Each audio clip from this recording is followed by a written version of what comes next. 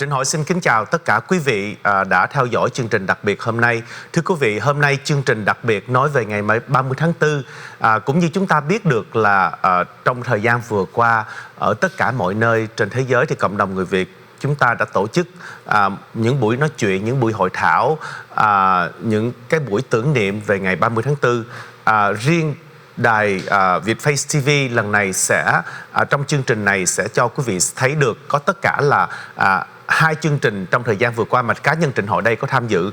Tuy nhiên bởi vì Trịnh Hội là khách mời tham dự của chương trình, vì vậy Trịnh Hội sẽ không có nói về những cảm nghĩ suy nghĩ của Trịnh Hội, mà Trịnh Hội muốn nhân dịp này gửi đến quý vị những cảm nghĩ suy nghĩ của những thế hệ trẻ hơn Trịnh Hội 1 rưỡi 2. Thứ nhất là từ trường đại học San Jose, do các em ở hội sinh viên đã tổ chức. Mời quý vị lắng nghe những cái cảm nghĩ của các em năm nay đang đi học trường đại học. Và sau đó thì tới buổi hội thảo ở trường đại học Columbia, cũng do 2 người giáo sư tên là Liên Hằng và John tổ chức.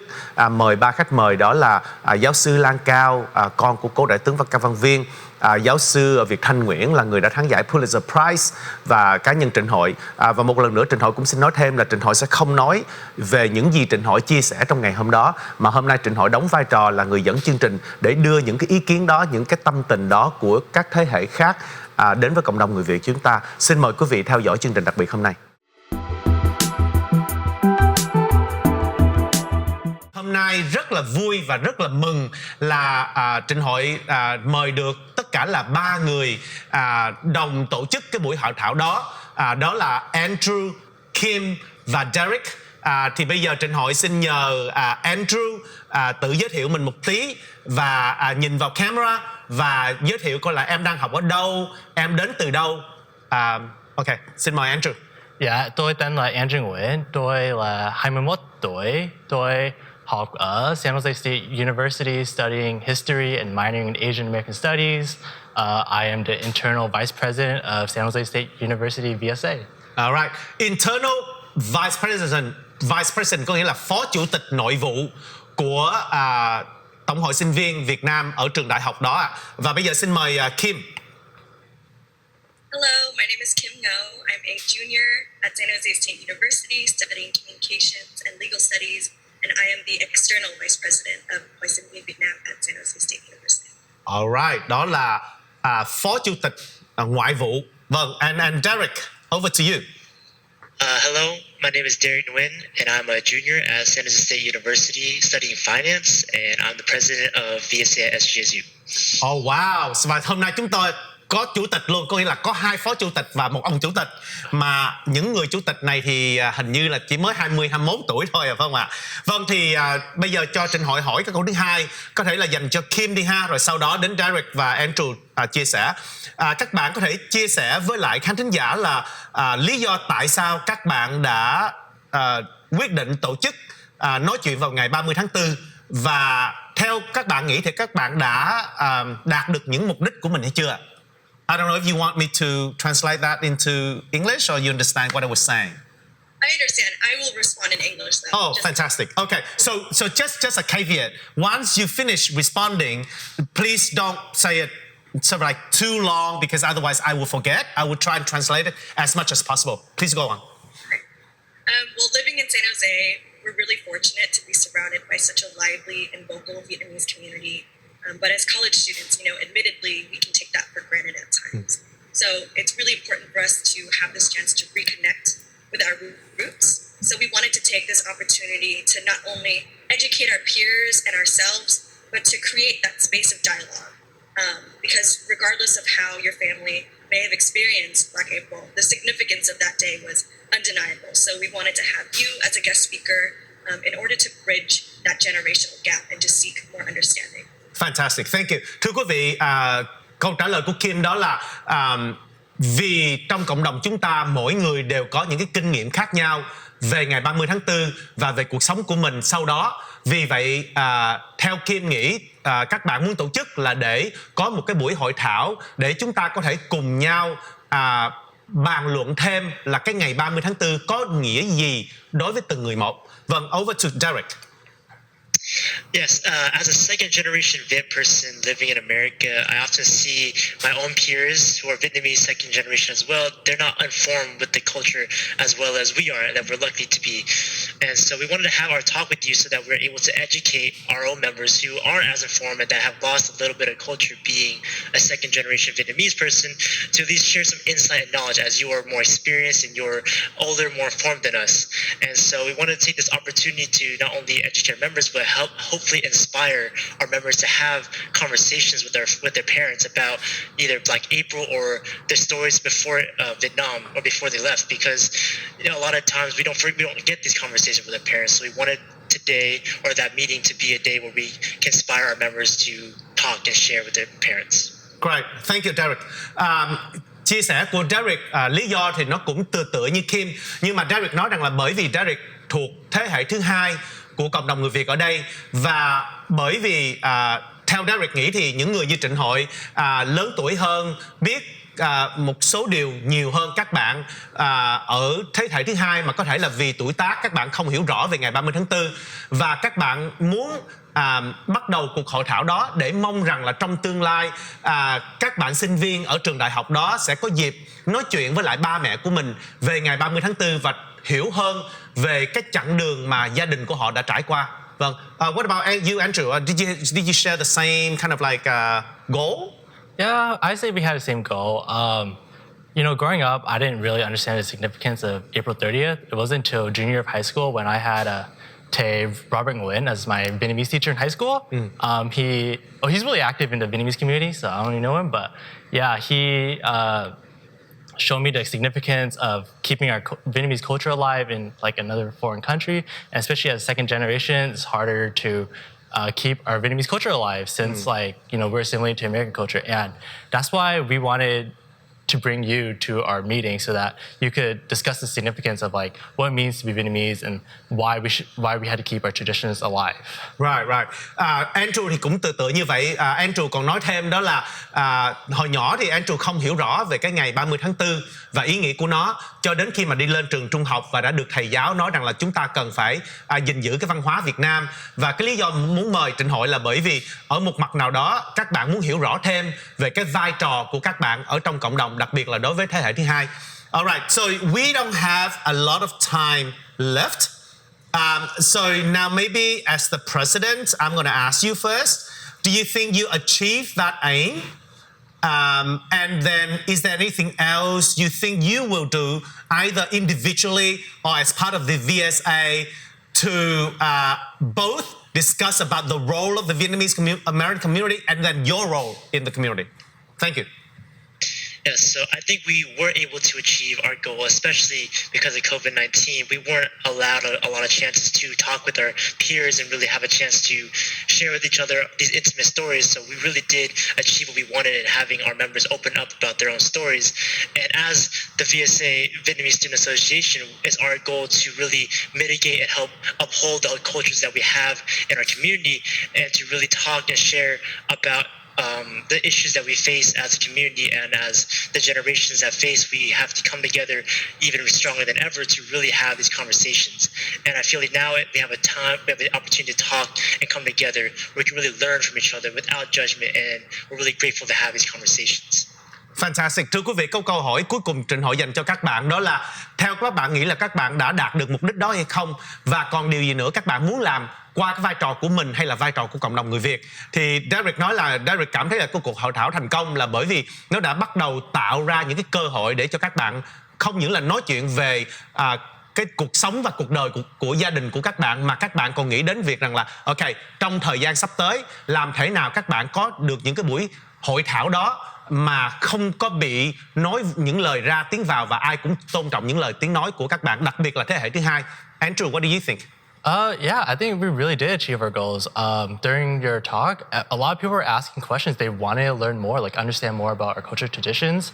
One of our 4 pillars is actually culture, so it's really important for us to understand what it means to be Vietnamese. And also, like, we are a very diverse club, so it's not just people of Vietnamese heritage. So people from different ethnic cultures, they understand why keeping our traditions alive is so important to us. Right. câu trả lời của Andrew thì lại nó hơi khác một tí, đó là Andrew nói là nó thành công là bởi vì ngay cả trong cái buổi hội thảo đó thì cũng có rất là nhiều câu hỏi được đặt ra, và quan trọng hơn là bởi vì theo Andrew thì trong cái nhóm mà tổng hội sinh viên ở trường đại học của Andrew không phải là chỉ có người Việt không, mà còn có những cộng đồng khác, thì họ đã hiểu thêm nữa là tại sao chúng ta cần gìn giữ cái văn hóa của người Việt ở đây, và cái văn hóa đó nó có liên quan đến ngày 30 tháng 4 thưa quý vị. Leaving the best for last, Kim, over to you. Thank you. I'm going to echo what Derek said earlier. A common theme among all of our members was that they came into this event feeling like they weren't knowledgeable enough about their heritage, but they left feeling very differently. Our generation has a really unique opportunity, and I would even say an obligation, to record our families' stories and to pass them down, so that our history isn't lost. And I think that's what you inspired us to do more of. So moving forward, I would love to have more of these kinds of events. I think yesterday's talk was a catalyst for more of these dialogues. And it starts at home too. So I really hope that all our members left that meeting, went to the dinner table, and had those conversations with their parents. Fantastic, thank you Kim. Vâng, đúng là câu trả lời cuối cùng là câu trả lời rất là tuyệt vời để mà chúng ta có thể ngừng cái phần phỏng vấn này. Kim đã chia sẻ rằng là cái buổi phỏng vấn đó nó thành công không những là ở việc là có nhiều người tham dự và nhiều người đặt câu hỏi, mà nó đã là nó tạo cái tiền đề cho Kim mong rằng là cho những cái buổi nói chuyện hội thảo tới. Và theo Kim nghĩ đây không phải chỉ là một cơ hội để mà chúng ta tìm hiểu, mà nó còn là an obligation, là còn là một cái trách nhiệm mà tất cả mọi người chúng ta, mỗi thành viên trong cộng đồng đều cần phải nói để chúng ta hiểu rõ hơn về nguồn gốc của chúng ta, tại sao chúng ta đến đây và ngày 30 tháng 4 nó có nghĩa gì đối với cộng đồng chúng ta. Cảm ơn cả ba bạn rất nhiều đã bỏ thời gian ra để mà đến nói chuyện với những người lớn tuổi như chúng tôi. I hope I will see you guys again in the future. All right? Bye for now.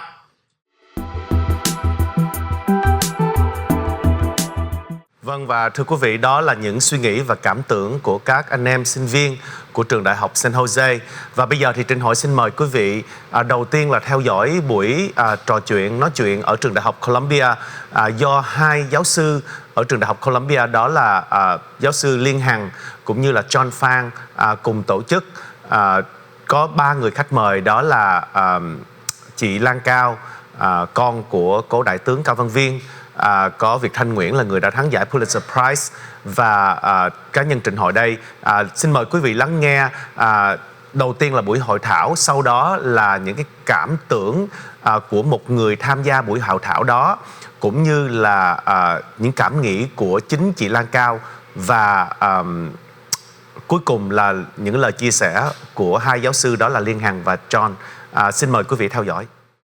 I'm extremely pleased to welcome everyone to Trauma and Memory in Vietnamese America, Anti-Communism, Authoritarianism, and Anti-Asian Violence in a Divided Community. This event is very timely and very pressing, and it's also very popular. As of 5 minutes ago, we had 749 registered participants, and we're so pleased to have everyone here with us today. We're also extremely excited about featuring this webinar. The Weatherhead East Asian Institute is sponsoring the webinar, and the East Asian Institute is very much promoting Vietnamese studies at Columbia. Traditionally, Weatherhead East Asian Institute focuses on the traditional aspects of East Asia, China, Japan, and Korea. But more recently, we have been much more ambitious in our scope. And as the reality is the case that Southeast Asia and Vietnam are now extremely important in the global world order. And Columbia is seeking to really develop its expertise and its knowledge on Vietnamese studies. So I hope that many of you listeners will continue to work with us and partner with us to continue to build. We are hoping to fund and establish a Center for Vietnamese Studies at the Weatherhead East Asian Institute. This panel is just one example of many exciting things that such a center could continue to support. One of the reasons why Columbia is at a position to develop Vietnamese studies is because of two fabulous recent faculty hires. Two prestigious leading scholars of Vietnamese studies have joined Columbia faculty within the past 5 years. And the two of them have been working to really make develop Vietnamese studies on the ground at Columbia. And they are the two who convened today's webinar. Let me just give their quick introduction, and then they will in turn introduce our all-star panel. First, I'd like to introduce Yen Han Nguyen. She is the Dorothy Borg Associate Professor in the History of the United States and East Asia.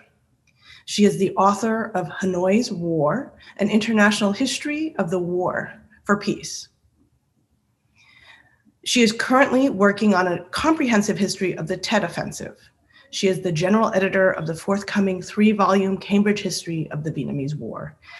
Indeed, she's a leading scholar in Sino-Vietnamese relations and modern Vietnamese history. The second person who I'd like to introduce is a rising star in the field. His name is John Phan, and he is an assistant professor of Vietnamese humanities in the Department of East Asian Languages and Cultures. He is a historical phonologist specializing in the history of the Vietnamese and Chinese languages, as well as the history of Vietnamese vernacular literary development. He is a 2021-2022 ACLS Research Fellow, and his first book, entitled Lost Tongues of the Red River, Annamese Middle Chinese and the Origins of the Vietnamese Language, is currently under contract with Harvard Asia Center Press.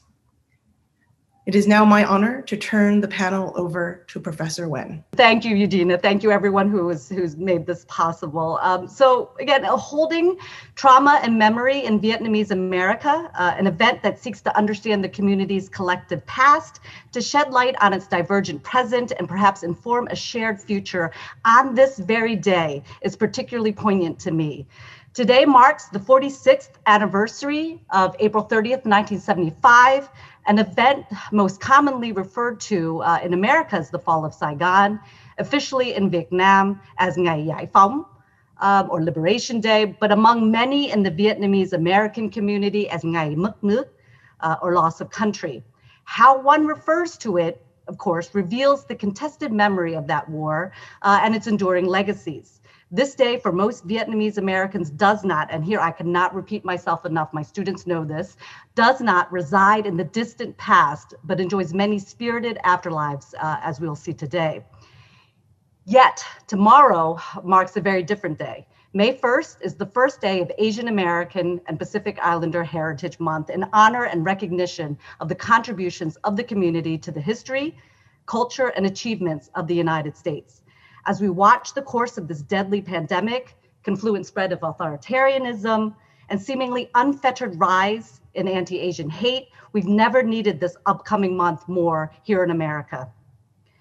So this tough but necessary conversation will be divided into 3 segments. First, we'll address the role that memory of the war and April 30th and how that role of the memory of the war and of April 30th has informed Vietnamese American political participation in the United States since 1975. The second segment will focus on the shifting representations and significance of the waving of the South Vietnamese flag, Cờ vàng ba sọc đỏ, during the storming of the US Capitol on January 6th. And the third and final segment explores how Vietnamese Americans see the rise of authoritarianism and the concurrent recent spike in anti-Asian hate. Finally, before I turn things over to John, who will introduce our esteemed panelists, I'm only hoping for 2 things of this event. First, I hope to put on full display the diversity and the strength of our community of 2.2 million Americans of Vietnamese descent. Second, I hope that this conversation will only be one of many more to come to promote greater dialogue and exchange within the community and form a basis to build coalitions outside of it. If we achieve those 2 aims, I will declare this event on April 30th, 2021, a complete victory. And this is live from Columbia University. So with that, John. Hello, everybody, and thank you, Han. First, I can't help but admit that as a specialist on historical linguistics, I feel terribly unqualified to participate in this conversation. Nevertheless, these are issues that deeply impact us all within, across, and beyond the Vietnamese and Vietnamese American communities. It feels like a moment in which Vietnamese history, Vietnamese American history, and have collided with broader American history in explosive, sometimes tragic, but also perhaps hopeful ways. It's unquestionably a moment of reckoning within the Vietnamese American community, where we must confront the forces that divide us, as well as re-examine our roles in American society. Therefore, in addition to the three topical segments that Han has introduced, I would like to emphasize a running theme for today's event, and that is intergenerationality. It has been 46 years since the end of the war, and Vietnamese Americans and the broader Vietnamese diaspora now comprise multiple generations, from those who fought and bled in the war, to those who arrived as children, to the children of those who first took helicopter, plane, and boat to come to these shores. The multiple tragedies and the challenges of the past 2 years has revealed to us how destructive divisiveness can be, and how important it is to create dialogue within and across different communities, and perhaps ultimately to find solidarity and common ground despite our differences. Each of our speakers today stand between the oldest and the youngest generations of the Vietnamese diaspora, and each have held diverse life experiences that inform their visions and their understandings of anti-communism, of authoritarianism, and anti-Asian violence in our communities. Ting Hoi is an Australian lawyer of Vietnamese origin, a former refugee and a re-education camp survivor. Hoi graduated from Melbourne University Law School and also completed an MA at Oxford University in 2002. He is co-founder of Voice, a regional NGO that was devoted to developing civil society in Vietnam. And in addition to his well-known work in the entertainment sector, Hoi has done extensive work on human rights and was recently awarded a fellowship from the US government to complete a course at the Harvard Kennedy School entitled Leading Nonviolent Movements for Social Progress. Our second speaker, Lan Cao, is the Betty Hutton Williams Professor of International Economic Law at Chapman Law School. Lan was a Ford Foundation Scholar in 1991 and joined the Fowler School of Law in 2013 after serving for over a decade as the Boyd Fellow and Professor of Law at William and Mary Law School. Her scholarship focuses on the rule of law, economic and political development, culture, and law. And she is the author of Made in the USA, Race, Trade, and Prison Labor, as well as Informal Institutions and Property Rights, among many other works. She is also the celebrated author of the novel Monkey Bridge and writes fiction on the side. Finally, our last panelist, Viet Thanh Nguyen, is a writer and a scholar who teaches at the University of Southern California. He holds the Errol Arnold's Chair of English and is the author of Race and Resistance, Literature and Politics in Asian America. His novel, The Sympathizer, is a New York Times bestseller and won the Pulitzer Prize for fiction. He has also earned the Dayton Literary Peace Prize and the Andrew Carnegie Medal for Excellence in Fiction from the American Library Association. His current book, The Committed, which is now available, is the highly anticipated sequel to The Sympathizer. As diverse members of a middle generation, our three panelists are uniquely situated to begin what we hope will ultimately be a dialogue across the generations. Therefore, in every question that we pose today, we ask that both the panelists and the attendees consider not merely our own individual generational or sociocultural point of view, not simply the deficiencies of one group versus another, nor merely the messaging each one of us might hope to bring to the wider community, but also how one generation might speak to another, how one generation might learn from another, and how we might proceed in a manner that deepens our understanding of ourselves as Vietnamese and Vietnamese Americans of the first 1.5 and second generations and beyond. So before I turn things back over to Han to begin our first segment, just a couple practical notes that I want to inform the audience of. First, we're very thankful to Nguyen Quoc Vinh, a member of our Vietnamese Studies program here, who is standing by in case anyone from the audience would like clarification in Vietnamese and or would like to pose their question in Vietnamese during the Q&A. Mr. Ving will be standing by to translate those questions for the broader audience. Mr. Ving will also be supplying formal subtitles of our recorded event that will be released later on in some form. So please stand by for that. Finally, in terms of questions and answers, please feel free, audience members, to write your questions in as they occur to you over the course of the event into the chat box. Lian Han and I will be moderating and selecting from that body of questions when we get to question and answer at the end of the event today. All right, with that, I'd like to turn things back to Hang, who will lead our first session on contested history and memory of April 30th and of the afterlives of the Vietnam War. Thanks, John. So most Americans think of U.S. narratives of the Vietnam War, notions of a quagmire, of a stalemate, of possibly an imperial venture that led us to war in mainland Southeast Asia, of how a Vietnam syndrome descended over the United States in the 80s and 90s, and even up to presidential elections, up until the election of Barack Obama, where every candidate had to count on what they were doing during the Vietnam War era. Now, these are American touchstones. These are U.S. narratives. But few people, few non-Vietnamese Americans recognize the continuing trauma and distinct narratives of South Vietnamese afterlives of that war.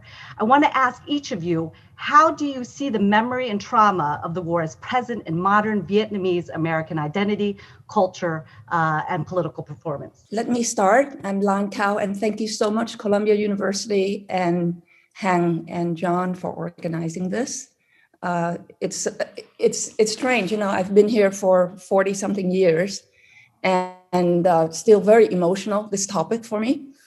So I'll speak a little bit about my family's experience and how April 30th has defined my identity in both my scholarship and in my fiction writing. So my father was I think of him mostly as a commander of the Airborne Brigade. So he was away on various battlefields. I think he was in 54 altogether, and had been badly wounded, and I think got a wrong blood transfusion. So the war was, you know, just like an omnipresent identity. It's like its own character in our lives. But at the same time, I had an uncle who was in the National Liberation Front, the Viet Cong, which means that as I was growing up, you know, we were immersed in just all the nuances and strands of the war, socially, politically, and it entered our lives at dinner tables. So I never grew up really having a demonized view of anybody that were in that conflict. Also, my father was born in Laos. So Laos was like in the background mountain, and how the war affected Laos, a very important, how I, being a child of war. Chinese enclave where the Chinese were the majority. So and at the same time, some of the fiercest soldiers in my father's battalions were Khmer soldiers. And I grew up with them, you know, in our gardens and mingling with them. So the Vietnam War was like an Indochina war to me. It was just all over in our lives. The Fall of Saigon was a cataclysmic event for us. And when we left and came to the US, there was a lot of kind of like what happened, how did it happen, why did it happen? And a lot of this was directed internally as well as externally. And I think my parents were unlike other parents in the sense that they were willing to talk to me about things that I had questions about. And as I grew older, I was very curious about all the historical events and did have a lot of conversation with them about it.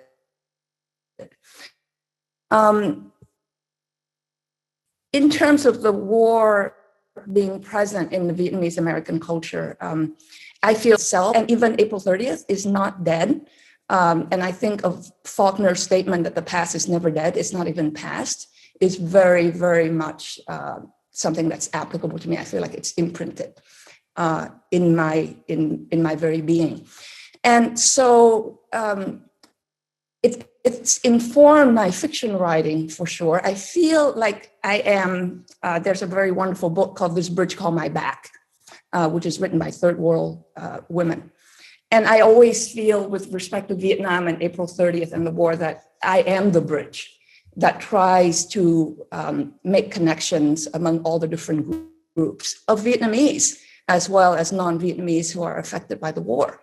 And in my fiction, I do want to, of course, talk about the war, but not make it be so defining that all of Vietnam is the war. So sometimes I go against my own grain because the war is so dominant.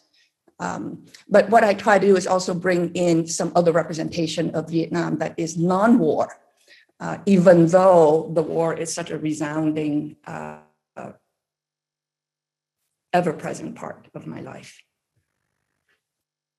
Hoi? Hello, Jilang, and thank you for that, Jilang. If I may add, because I'm not a writer like Jilang, but before I start, I just want to say that I'm so thrilled to be at this talk because it's kind of like a bucket list on my part, right? I mean, finally, I get to have a talk at Columbia, even though I don't have any degrees in the US, and I'm surrounded by 4 professors. So thank you, Columbia, for inviting me to share my story today. I wanted to add to what Jilang says regarding April 30th, and that is, I think the trauma or the memory of April 30th really depends on one's own personal experience, as well as sort of what one has gone through the family exodus. So for me, I stayed back in Vietnam. I was born in 1970. So I don't have any memories of the war, but I have all the memories after the war. So my first memory was, as a child, was of visiting my dad in re-education camp. I want to give the audience a bit of a glance at Vietnam. So Vietnam right now, we have roughly 100 million people. We have about 4 million Vietnamese overseas, and we have about 97 million inside the country. So, roughly 100 million. And that is the 14th most populous nation in the world. So it's a fairly large population. That's number one. Number two, because the war is still pretty fresh. I mean, if you look at the Armenian genocide, or the debates regarding the civil war here and slavery and all that, the war only ended in 75, as Professor Nguyen said, right? So it's really only 46 years ago. So the war is still so fresh in so many minds, including mine, because I guess out of all the 3 panelists, I'm the only one who stayed back in Vietnam for 10 years. I didn't go to Australia until the age of 14 with my family. So I know that the memories that I have of Vietnam after 75 has everything to do with what I think of April 30th. Without April 30th, I wouldn't end up where I am today. And neither would any of us would end up here, whether we like it or not, right? I mean, Viet might still be in Vietnam, Thi Lang might still be in Vietnam, and both of you might still be in Vietnam. So for me, first, it depends on one's memory of Vietnam and how long you were there, when you were born, and whether you have gone through life under communism after the war in 1975. So like my dad went to re-education camp, like hundreds of thousands of other Vietnamese soldiers. My youngest brother died in a new economic zone when our family, after my dad's release, was not allowed to live in Saigon anymore, where we were from, but we were banished to a remote island after his release in 77. And then that's where he escaped from Vietnam in 1979. So that's the first kind of point that I want to make regarding that sort of memory. The second thing I want to talk about is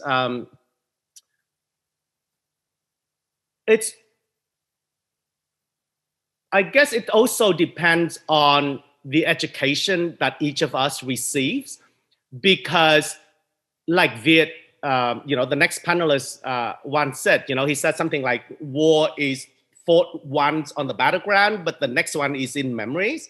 And that is why I think that if people don't have specific memories of the Vietnam War and of April 30th, usually then they will have to learn it through memories of others. And so our education, whether it is in the UK, in Australia, or in the US, will then shape us and help us understand what it means. I wanted to talk a bit about the differences between the communities, the Vietnamese communities in Australia and in the US and then in Europe, because I have traveled and worked as a human rights activist around the world. So I want to share with that, but I want to leave that to the next segment. Over to you, Viet. Thanks so much. I want to thank Lin, Hang, and John and the Weatherhead East Asian Institute for hosting us on this important occasion. And it's also a thrill to be here with Jitlan and An Ho as well. My background is that I'm probably the most Americanized out of our three panelists here today, because I was 4 years old when I came to the United States. My background with my parents is that we're Vietnamese Catholics. So my parents fled in 1954 from the north to the south. They were ardent anti-communist, as most of the Catholics are. And then they fled again in 1975. So we were lucky in our own way to be able to leave in that first wave. And we settled in Fort Indian Town Gap in Pennsylvania. That was our refugee camp of resettlement. And that's really where my memories begin. I was 4 years old at the time. And in order to leave one of these refugee camps, you had to have an American sponsor. And what happened to our family was that there wasn't a sponsor willing to take all four of us. So one sponsor took my parents, one sponsor took my 10-year-old brother, one sponsor took 4-year-old me. And so my memories begin in a refugee camp, howling and screaming as I was being taken away from my parents. Now that was being done for benevolent reasons, to give my parents the time to get on their own 2 feet. But I experienced that obviously as a 4-year-old as a sense of abandonment. And I'm still working out my emotional issues today as a writer. So being a refugee is not all bad. It gave me the requisite emotional damage to become a writer. So I'm thankful for that. But I grew up, obviously aware of being Vietnamese, aware of the war and its legacy and April 30th and all of that. But I also grew up, my intellectual formation was as an Asian American when I went to UC Berkeley. And I think that has had a huge impact on the way that I see the war in Vietnam and the way I see many of the issues that we're going to be talking about. So I've always been concerned about that war and concerned about what Jitlan brought up, that obviously we shouldn't think of Vietnam only as a war, but nevertheless that we still need to think of that war in our own way, because I grew up obviously saturated with American versions of the war in Vietnam, on the one hand, mass popular Hollywood versions. And on the other hand, I also grew up deeply immersed in the Vietnamese refugee community. And so I'm very familiar, I think, with the sense of April 30th being what many Vietnamese Americans, anti-communist refugees would call Black April, right? So my own feeling on this is that I wanted to investigate this war in fiction and in nonfiction in a way that would be different than how Americans have typically remembered it and how Vietnamese Americans have typically remembered it. So I wrote a book called Nothing Ever Dies, Vietnam and the Memory of War. And it gestures towards one of the things that Jitlan talked about, which is that the Vietnam War was really an Indochina war, that it was fought in Laos and Cambodia as well, to equally devastating effect at the very least. And so in Nothing Ever Dies, I wanted to talk about the war as something that involved Americans, South Koreans, Laotians, Cambodians, Hmong, and the Vietnamese, and not just Vietnamese Americans or anti-communist Vietnamese or South Vietnamese, but also the communist Vietnamese. And what I think that I saw looking at all these communities, that one thing they all shared in common is that they all thought of themselves as victims. Everybody thinks that they were the victims in this war and that terrible things were done to them. And in fact, that is what happened. But when we think of a war in that way, how do we account for who might be responsible? If everybody's a victim, then who is the victimizer? Is anyone the victimizer? These are pretty complex moral and political kinds of questions. And my own feeling in that is that I wanted to look at what I called the ethics of recognition in Nothing Ever Dies. And by that I meant that it was crucial from both a political and historical, and then also ultimately an artistic perspective from my own fiction, to think about the fact that we are all, no matter what side we are on, capable of humanity and inhumanity. And this to me seemed to be a crucial distinction, because when I look at American perspectives and Vietnamese perspectives, typically, everybody's eager to proclaim their humanity, their goodness, their bravery, their patriotism, and so on, and to accuse the other side of atrocities and inhuman behavior and so on, without being able to acknowledge that the other side might be motivated by good ideals of patriotism and idealism and all of that, and that our own side might have been capable of committing atrocities and doing terrible things, because that's usually what happens in war. But bringing up these kinds of perspectives is obviously complicated, because no side really wants to see that aspect of themselves or that aspect of the other side. So in The Sympathizer, my novel, the way it opens up is by me saying, it's April 30th, it's the end of the war, which is either the fall of Saigon or the liberation of Saigon, depending on your perspective. Well, growing up in the Vietnamese American community, there is no possibility of such a perspective. It is the fall of Saigon, it is Black April, and to bring it up as anything else is to automatically risk being seen as a communist. And so that's sort of, in this context, that's sort of what my work risks, but I think it's absolutely necessary to do that. So this is a very Vietnamese American event, and I just want to end by talking about Vietnamese Americans and growing up in this Vietnamese refugee community. I do feel that the dominant tone of the Vietnamese American community has been defined by this idea that Vietnamese Americans, Vietnamese refugees, South Vietnamese people have suffered tremendously under communism, and that communists are evil and inhuman. That is the dominant public perspective, and it's very difficult to deviate from that. And it has lent a certain kind of emotional tenor to Vietnamese American conversations and memories about the war. I would characterize this emotional tenor as being marked by anger, bitterness, melancholy, sadness, and resentment. And it's something that I'm not criticizing that. I think these are really important and valid emotions, and those of us in the 1.5 and second generation have absorbed these emotions and have struggled with them as well.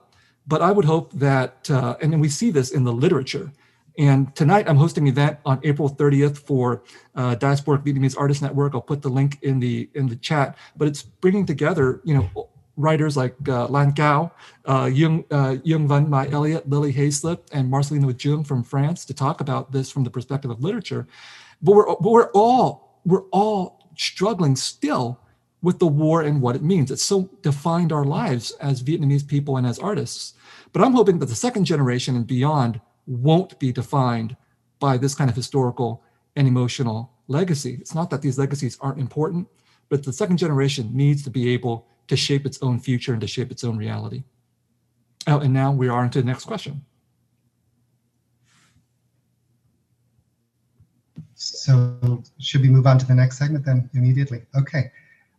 This is a brisk pace, but we will have time for Q&A and a little bit more of a relaxed discussion later on. So I'm going to pose the question for the next set of themes that Lien Hang mentioned at the beginning of the event. And once again, please do type in your questions. If, as they occur to you, we will be combing through the chat box for the Q&A session at the end. So we're going to move on to, I think, the event that initiated the organization of this panel, which is the January 6th insurrection and the presence of the RVN flag at the storming at the Capitol. I'm sure I don't have to say that for many in the Vietnamese American community, the presence of the RVN flag at the January 6th storming was really shocking. And for others, it clearly was something else. Former President Trump's challenge to the legal election of President Biden felt like a call to action of some kind. And so such polarized responses to the January 6th insurrection force us to question the nature of Vietnamese American political identity. I think in the discussion we just had, it's clear that there's the ghost of the war in our community, and then there's the hope that our community is going to grow beyond it. But that growth, in some ways, it's been said that growth is impossible without a kind of reckoning. And I think that's the sort of theme of this second set of questions. In some senses, the traumas of the 20th century are foundational to Vietnamese diaspora community and political performance specifically. Furthermore, the oldest generation of those who were citizens of the Republic of Vietnam are by no means a monolithic community, but rather an intellectually, politically, socially, and culturally diverse group. And I think, as is increasingly clear, that diversity is matched by sometimes radically different positions on race, culture, and power held by the 1.5 and second generations of Vietnamese Americans. So the question is really as follows. What we can say is that an attraction to performances of political will and strongman theatrics, whether staged as outsider intervention or party strength, is particularly arresting if it occurs within the Vietnamese American community, as these are elsewhere recognized as hallmarks of authoritarian regimes, such as evidenced by Xi Jinping or Vladimir Putin. So given these facts, and given what appears to be an attraction to those very kinds of performances, among parts of the community, how do each of you understand the origins and nature of the current political divisions among the Vietnamese American community, particularly the divisive response to the insurrection? And what explains the specifically Vietnamese American attraction, if there is such a thing, to strongman or authoritarian-esque political performance?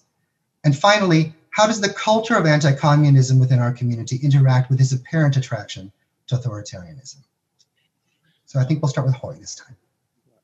Thank you, John. Before I answer the questions, I just want to talk a bit about what Viet just said. And I think that the Vietnamese American community's memory and then understanding of April 30th isn't just about the war, but it is directly related to the situation in Vietnam right now. And therefore, it's not just about the past, but it's also about the present and the future. So I just want to make that point.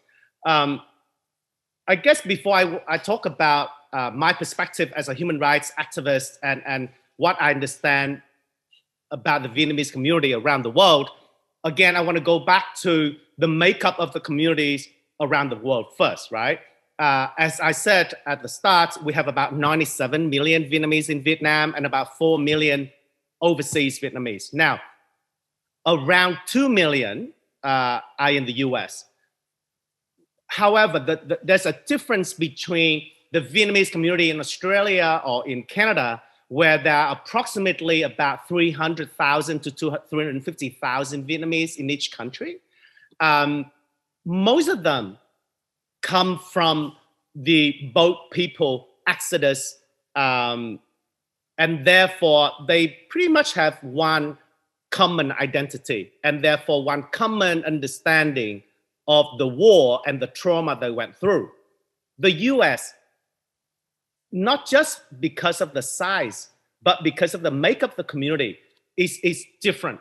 Number one, in 1975, within, I think 2 or 3 weeks before the Fall of Saigon on April 30th, 140,000 Vietnamese were able to leave Vietnam and resettle in the US within a few weeks and a few months. I mean, that's a huge number. That was, I think, the biggest humanitarian undertaking by the US Army at the time. So that particular group is large, and because they left 46 years ago, they and their family members don't have that many memories of Vietnam and what happened thereafter. Compare that group with the HO group. So the US took in roughly 40,000 Vietnamese and their family members, and these people were imprisoned in Vietnam after the war because of their involvement with the South Vietnamese Army. Because of that, that particular group still holds very strong views on Vietnam, on anti-communism, and on what the Vietnamese American community should be, right? That view is very then different from what I call the boat people view, right? So that's a third group. And the fourth group that doesn't exist in Europe, in Canada, or Australia is the immigrant group. Under US immigration laws, brothers and sisters can sponsor each other. Moms and dad can sponsor kids over, then the kids can sponsor the kids over, right? And because of the family reunion program in the US and and it's quite generous, right? As a result, you have a fairly large number of Vietnamese in the US who didn't come here as refugees. They pretty much came here as immigrants. And therefore, they don't have that many political views, or that strong of a political view that made them leave Vietnam in the first place.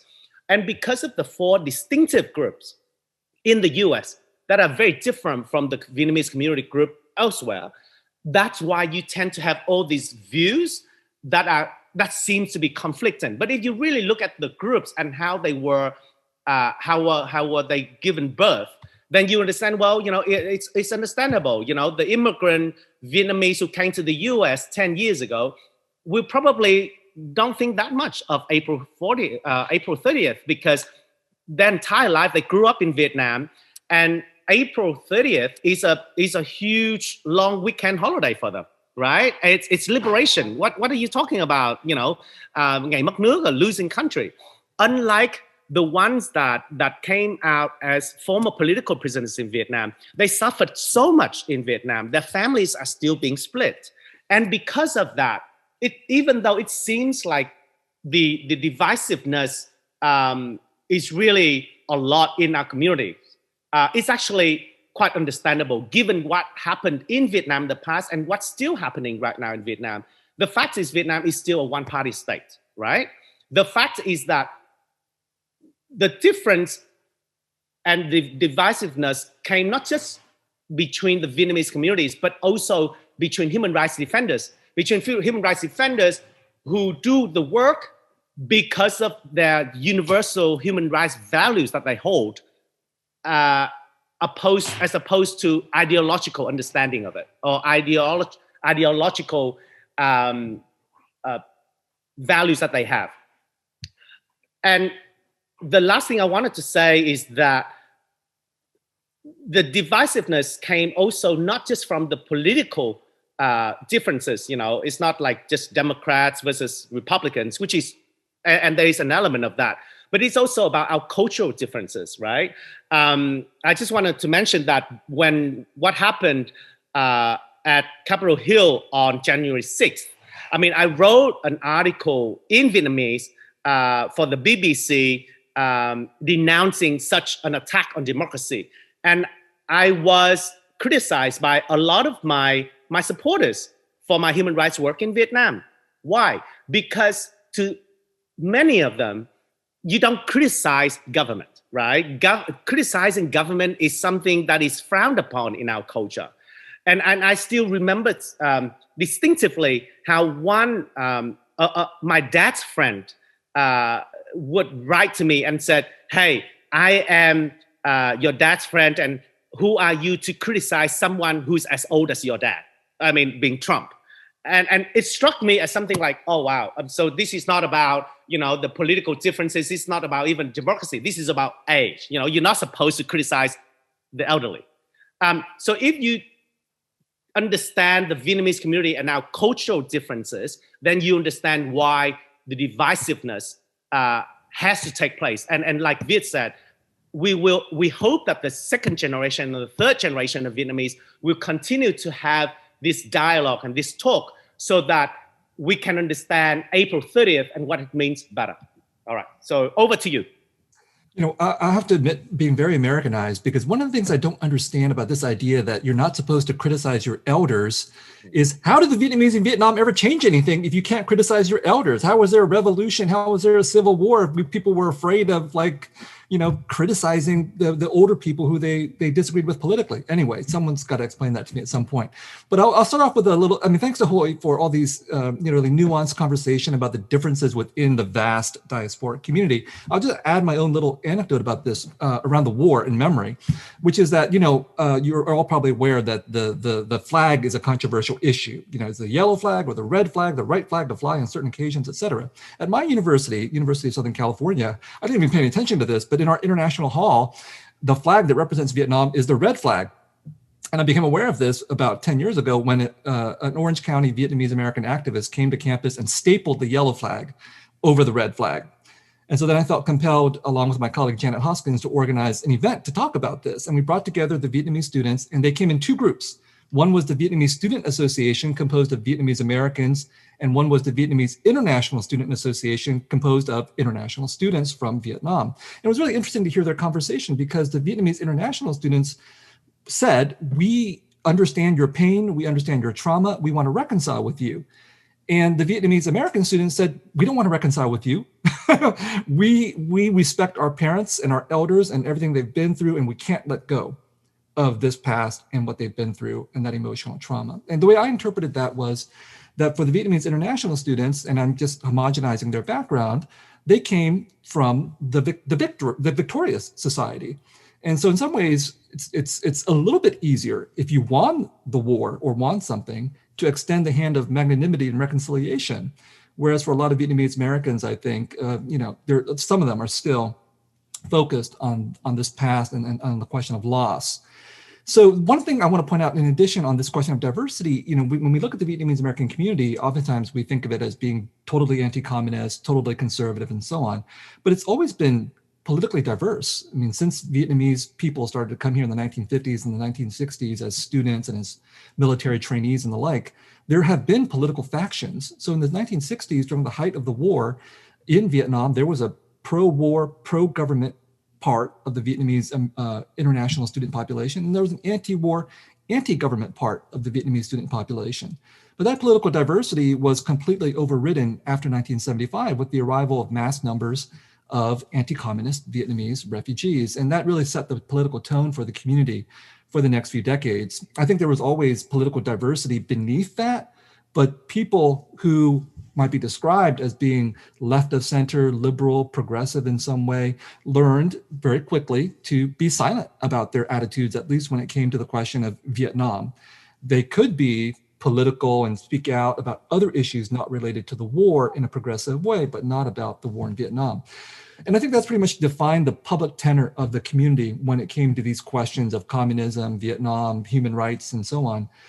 But I think something did change in the previous presidential administration because the general divisiveness that pervaded all of American society and culture and politics affected the Vietnamese American community as well. And so the general political divisions that all Vietnamese Americans felt one way or another, whether they were Democrats or Republicans, also attached itself to all the various questions that we're talking about today around the war and communism and how to deal with these things. And so, one of the things that came up in the last few years is that more and more younger Vietnamese Americans, more and more liberal to left Vietnamese Americans have been willing to speak up. And they've found themselves sometimes in conflict with an older generation or with a pro-Trump or a deeply anti-communist population. And I'm really generalizing because it's not simply that all older Vietnamese are pro-Trump or anti-communist. I think there are liberals and leftists in that population. And it's not as if all younger Vietnamese Americans are liberals or leftists or Democrats. There are obviously anti-communist and pro-Trump supporters there as well. But that's the tendency in these two generational directions. So I think it's a real challenge for the Vietnamese American community. And what I've seen is that the generational differences make it more difficult to talk about the political and cultural differences. So younger Vietnamese Americans, many of them do feel a genuine sense of appreciation and respect for what an older generation has gone through and what it has experienced and what it has sacrificed for the younger generation. But they still feel the need to speak out. And it's complicated to try to figure out how to hold these two things, how to make these two things possible at the same time, to speak out and to still be respectful. And for the older generation, I think from my perspective, it seems that there's a tendency to dismiss the younger generation as being naive and inexperienced. And that makes it very difficult to have a conversation across generations. I don't have an answer for how to achieve that conversation, but that seems to be the dilemma that within the Vietnamese American community we're facing. And now it's on to Chị Lan. Okay. So, since 1995, I've been, I joined legal academia. And the issue that has animated almost all of my scholarship is really on the issue of why are some countries poor and why are some countries rich, and the legal infrastructure and system that may facilitate political economic development.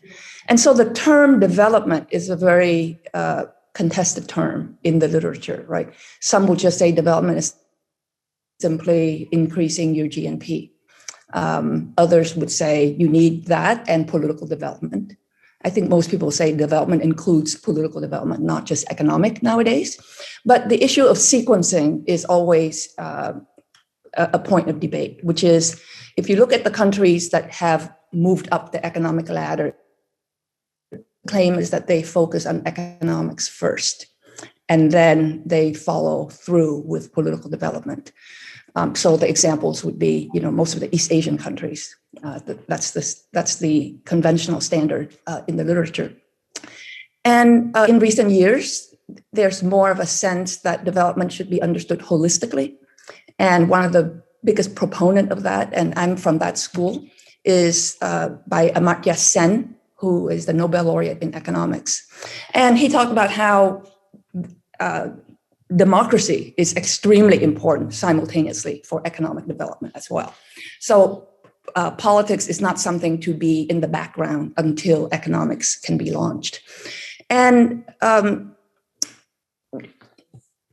I think the issue of democracy is something that should unite all of us who are in the Vietnamese diaspora, because democracy is what we left everything to come to, right? To have freedom. And I think a communist system is not just authoritarian, but totalitarian. And there's a difference because it's a little bit more hegemonic. So it was shocking for me to see the yellow flag in the position that it was seen, because I felt, given my 40 plus years of study on rule of law and democracy, that you cannot have democracy through strongman tactics, right? It's not like you can say the best way to protect democracy is to be authoritarian. The way to protect democracy is to be democratic. And it's also for Vietnamese Americans. Okay, we came to America, and the shining city on the hill that beckons us is an American style of democracy.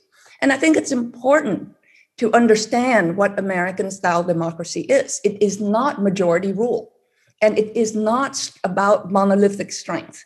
In fact, if you study the constitutional system, every single clause and structure of the Constitution is designed to disaggregate power. So it is poignant for me and somewhat paradoxical to see a people that thirst for democracy and freedom not understand that it's really antithetical to strongman politics, right? Because if you look at the American constitutional system, everything is about separation of powers in the federal system itself. So you're talking about the executive, the legislative, and the judiciary. They're separate co-equal branches, and power is not concentrated in any one of them, in any one of the branch. On top of that, the American system is a federal system, so that the federal government, vis-a-vis the state government, is also not ruling over the state. Now, this can play out politically in different ways. And if you're a Republican or a Democrat, you may view federalism differently. But organically speaking, right, federalism is about the federal government being a government of limited power with very specifically enumerated powers that the federal government can exercise jurisdiction over. And anything that is not enumerated in the Constitution that is for the federal government is to be retained by the state and the people. So, and then even within the executive branch, in the tug of war between the executive branch and the congressional branch, even in areas where there is overlap, like immigration, or even in areas where there is not a lot of overlap, where the president is considered the commander-in-chief, there is no unitary power. So if one yearns for freedom and democracy, it would seem to me that we should be really cognizant of the system that we are joining, which is a system that is very much designed to disperse power. And in fact, it can very well be stated that the way the system has been built you may have deadlock, right? So the founders preferred deadlock over unitary power. And that's the way the system is supposed to work. And then you have the Bill of Rights, right? Which is that the individual have rights against the government, which means you can criticize the government.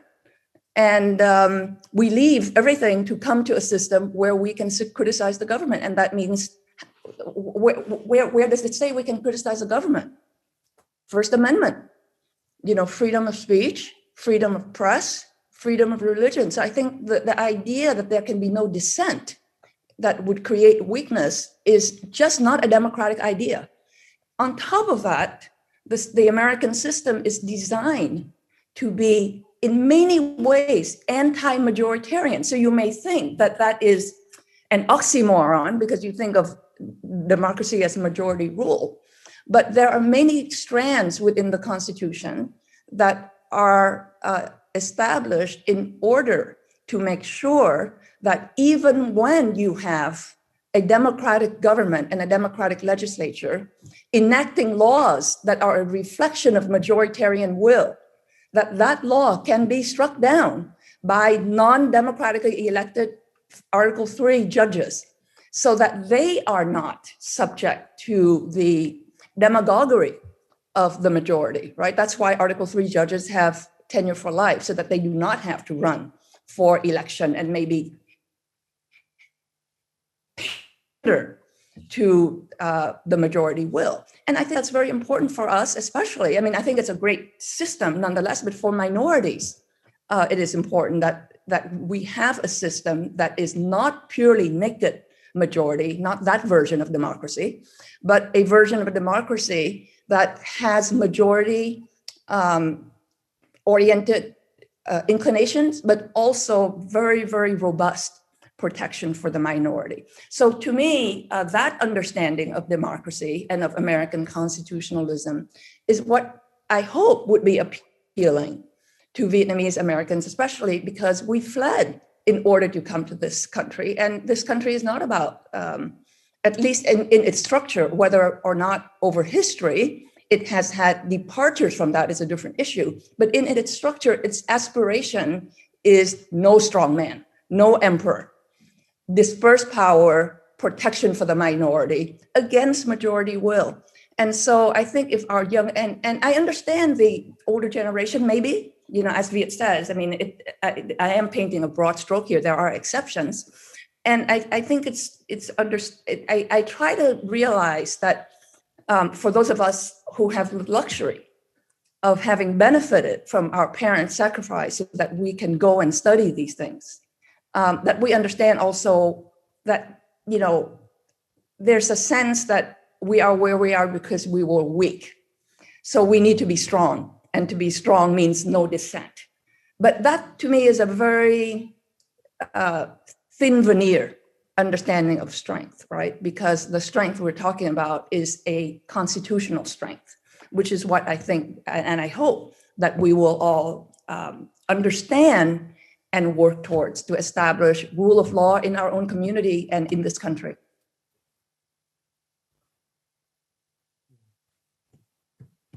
Thank you so much. Go ahead, Han. Sorry. Oh, sorry to all three of you. We're moving to our third segment, and this is a great segue as I am watching, and the chat basically blow up. We've gotten so many questions. This I'm going to scrap what I sort of had planned, and sort of tying together all of the comments made in the first two segments, and then bringing in sort of the genesis of how the five of us had conceived of this conversation today, in which when we planned this, the current rise in anti-Asian violence had not yet come to its full scale. We were really reckoning and dealing with January 6th and the insurrection, the storming of the Capitol, and Vietnamese American complicity in it. But with this rise in anti-Asian violence, this is the stakes are much higher. The rubber meets the road here. the question I have, and this ties together contested memory of April 30th, of the war, the inability to communicate across generations. What did various, are very heterogeneous, very diverse Vietnamese Americans do leading up to the election and on January 6th?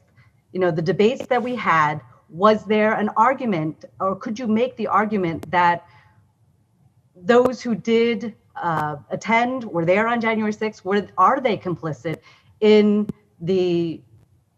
basically the flourishing of white supremacy?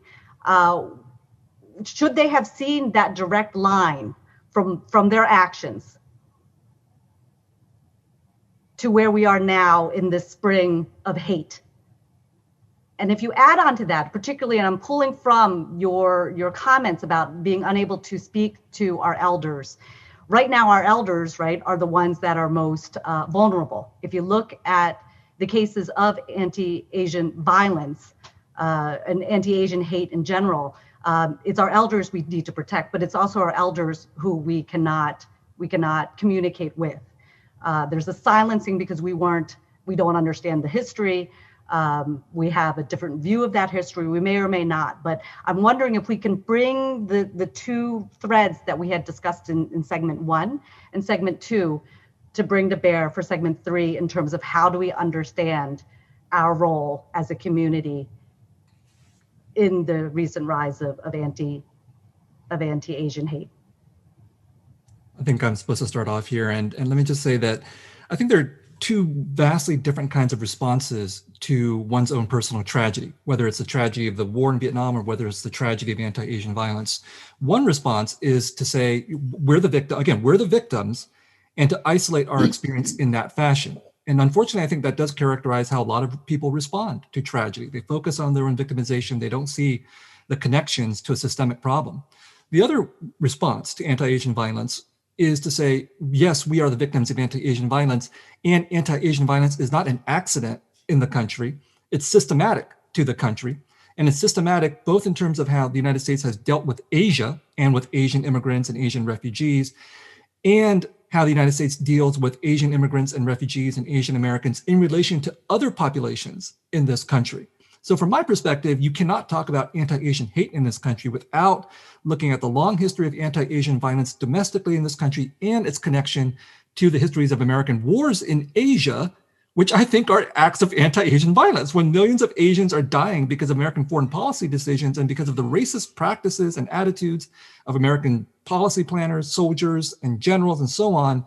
That's anti-Asian hatred. And it comes back to the United States, and it circulates back out to how the United States conducts itself. Now, Vietnamese people in particular, they come to this country as refugees or as immigrants, and they discover that there are at least two ways to accelerate their process of Americanization. One way is to shut the door behind them. So this is how some Vietnamese refugees come here, are accepted, and then say, we are the good refugees. These new people, Muslims or brown people, are the bad refugees. Don't let them in. That's a deeply problematic response, but it's not unique to Vietnamese people. Every immigrant and refugee group that comes to the United States, some of them have done the exact same thing. Once they get here, they shut the door behind them. So the Vietnamese are simply continuing in a very time-honored American tradition of shutting the door after they get in. The other response the other way that you can become Americanized very quickly is to participate in anti-Black racism. That anti-Black racism is fundamental to the United States, and new immigrants who come here and discover that they are stigmatized for being the other can deflect some of that experience by participating in othering others, namely Black people. But it's not just anti-Black racism that's fundamental to this country. Of course, we have to talk about how this country has been built on genocide, slavery, colonization, and war. Every population of color in this country is subjected to its own particular form of racism and exploitation. And that's a part of how this country has been built on two things, both the wonderful idealism that Jilan talked about democracy and its possibilities, and on the brutality of genocide, slavery, colonization, and war that are wrapped up with white supremacy. Now, you have to accept that argument. If you don't accept that argument, as I think a lot of Vietnamese refugees and immigrants would not accept that argument, then you don't see the systemic connections. If you do accept that argument, then you see the necessity to locate a response against anti-Asian violence in relationship to a response to other forms of racist violence. That's why you can't separate anti-Black violence from anti-Asian violence, because basically we all take our turn. We all take our turn. Right now, it's the Asian turn. But it would be a mistake to think that somehow what's happening to us is separate from what's happening to Black people in this country. But if you don't accept the white supremacy argument, then you do, in fact, see these things as being completely separate. You don't see how it is that you as an Asian person or as a Vietnamese person being subjected to violence, that you share something in common with a Black person. And instead, then we have the devolution into anti-Black feeling and anti-Black racism within Vietnamese and Asian American communities. I think Joanne is next. I think that most refugees, and especially Asian and maybe Vietnamese refugees and immigrants, return to the culture as a way, as a sanctuary to try to make it in America. So, for example, the culture in Confucianism has always respected education. And there's a long history in Vietnamese history that says, even if you're a boy from a very, very poor village in a hamlet somewhere in Vietnam, you can be part of the emperor's court if you pass this amazingly difficult test that will make you a Mandarin and a scholar. So there's this long history that if you follow, like a certain recipe, and it's the main ingredient in this recipe is education, you can make it.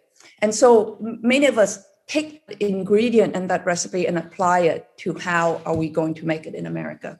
And education became a very, very important part. And I think it became shocking for many who take that route and take it with blinders, thinking that this is my route and I'm not seeing the broad context, to suddenly be faced with like horrific anti-Asian violence, not microaggression that maybe, like, where are you from? And no, where are you from? And you say New York, and they're never happy with that, right? So those are the little things. But when you see your elders suddenly, now being attacked, it is a shock, because it's kind of like, well, we are the good refugees. We follow the rules. We play by the game. We're not threatening. And yet, why are we being attacked, right? And I remember, I clerked after law school for Judge Constance Baker Motley, who is the first female African-American judge, federal judge appointed by President Johnson. And she was a lawyer for Martin Luther King. And she worked in tandem with Thurgood Marshall with the NAACP Legal Defense Fund, and argued against Jim Crow laws in the US, argued 10 cases before the US Supreme Court and won 9. And my personal experience with her, she's also an immigrant from Nevis, so we have that immigrant connection, was absolutely eye-opening to me in a way that no book about African-American history could ever open my eyes in the same way. And I think that Viet is very right that, there's a sense that when we assimilate, we are going to assimilate into the most obvious mainstream standard there is, using the recipe of education. And that means, like, we want to become as close to American whiteness as possible. And I'm not saying that people are doing this consciously. This could be a very unconscious process. And in so doing, you tend to detach yourself from the background history of that country that is not about whiteness. And that means that you don't really see your commonality with other ethnic minorities. And Viet said, well, if you don't buy that argument, then you're not going to take the next step. But I don't think you have to buy the argument. You can just say, hey, these are historical facts. How you connect those historical facts together to come up with your theory, you can have a different theory. But it is a historical fact that there is slavery and there is, a lot of anti-Asian immigrant laws. So how are you going to what do you say about those facts? You don't even have to say that they add up to a systematic and structural system of white supremacy if some people don't want to go there. You don't need to. You just need to know that you can be very good and still suffer violence. So it is important in many ways that, those of us who have studied many layers of American history, and not just the shiny, glittery part, that we are drawn to. And I understand why we would want to be drawn to it. It's normal to want to be drawn to it because it's the way that you feel like you can be accepted. But if you dig deeper and you just see these facts, these are not hidden facts. I mean, we don't live in a communist system or an authoritarian system where there's only one version of history. Google it, it's all there, and you will see, okay, these are the things that have happened. There are commonalities between you and African Americans, and more importantly to me, given our cultural background about debt, all of Vietnamese is about debt, like trả nợ, nhớ ơn. Those are very, very strong, deeply seated Vietnamese attributes. All Vietnamese Americans and Asian Americans, when we entered this country in 75 and thereafter, owe a tremendous debt to the African American civil rights movement. You would not be going to integrated schools but for the amazing fortitude and strength of the African American community. So pay your debt. Okay, it's not a political statement. It's a historical fact. Use your culture that is about debt repayment and understand that there are other people in this country that have suffered tremendously, and you have benefited from their struggles. And I think we need to take politics out of it. It is not, Democrat, Republican, Black, white, Asian. It's just what's right. And you will see that your suffering is very similar. It's a similar struggle for inclusion and for fairness. And if you see it that way, and you see that you have been the victim of discrimination, and it's very painful, you do not want to replicate it. And I think that is very understandable to most of our elders who always teach us to pay debt, trả nợ, làm ơn, make good karma. So I think the anti-Asian violence is very much tied to the sense that, we're different, like being shocked by anti-Asian violence. We're different because we've played by the rule. We're not threatening. We're model. We're silent. We're passive. We integrate. It works up to a point, but at some point it's going to rupture. And I think the rupture can be shocking. But, in moments of crisis, doors open. And I hope that both our elders and our younger generation can see how the door opened for a very different kind of community that we can work with together and bridge the generational gap as well, relying on well-worn wisdom from our own elders about how to conduct ourselves as humans. Hoi. All right. Well, Over to you. Thank you, Chị Lan. I am mindful of the time. So I'll just make two brief points before we open up the floor for questions and answers. I agree with Chị Lan, and then also partly with Viet only, especially on the refugee issue and how, you think that the door, we would just shut the door once we in. I think that it is a bit more complicated than that. And number one, I'm speaking from the perspective of someone who didn't grow up in the US. And therefore, I myself couldn't quite understand the strong sentiments attached to some of the issues in the US until recently, such as gun control, healthcare, abortion, and then race. I mean, I never quite understood why the issue of race is so dominant here. And I only just found out later that it's not just because of the vast geopolitical differences between the 50 US states, but it's also because everything is so big here. And therefore, it can be so easily amplified. I'm not saying that there's no racism in Australia, right? But because the Aboriginal people's population in Australia is so small, compared to the African American community here. Therefore, their voice didn't really matter. So we didn't really have that much of a discussion regarding race in Australia as compared to in the US. So I think that it boils down to education as well. Because I think to a lot of Vietnamese Americans, they couldn't see the racism on the surface, right? They felt like, oh, they came here and they were given a fair go and then they benefited from that system. So why dismantle it? When we talk about racism these days, I think we talk about structural racism, about systematic racism, which then goes back to history, goes back to education. I feel that the more educated we are, the more we learn about a country's history, say in the US, the more we will understand the underlying issues confronting the nation. Unfortunately, most Vietnamese Americans of the first generation don't necessarily have the same education level like us. And therefore, they don't know much about slavery. They don't know much about how, the African-American community were even denied voting rights. So I think that it's about education. So that's the first point I want to make. The second point I want to make is that for Vietnamese,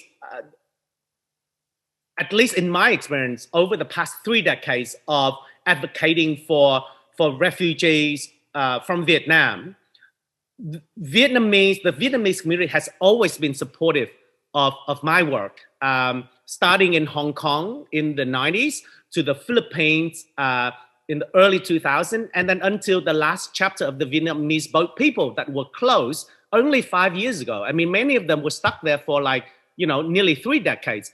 And it was the Vietnamese community that not only advocated for their resettlement, but also donated so much money. And I'm talking about hundreds of thousands of dollars being donated to Voice to help with the resettlement process. So I don't think that the Vietnamese people as a people wanted to close the door.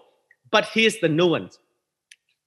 Many of them feel that they've been lining up, right? I mean, so many Vietnamese refugees, even in Thailand these days, we line up.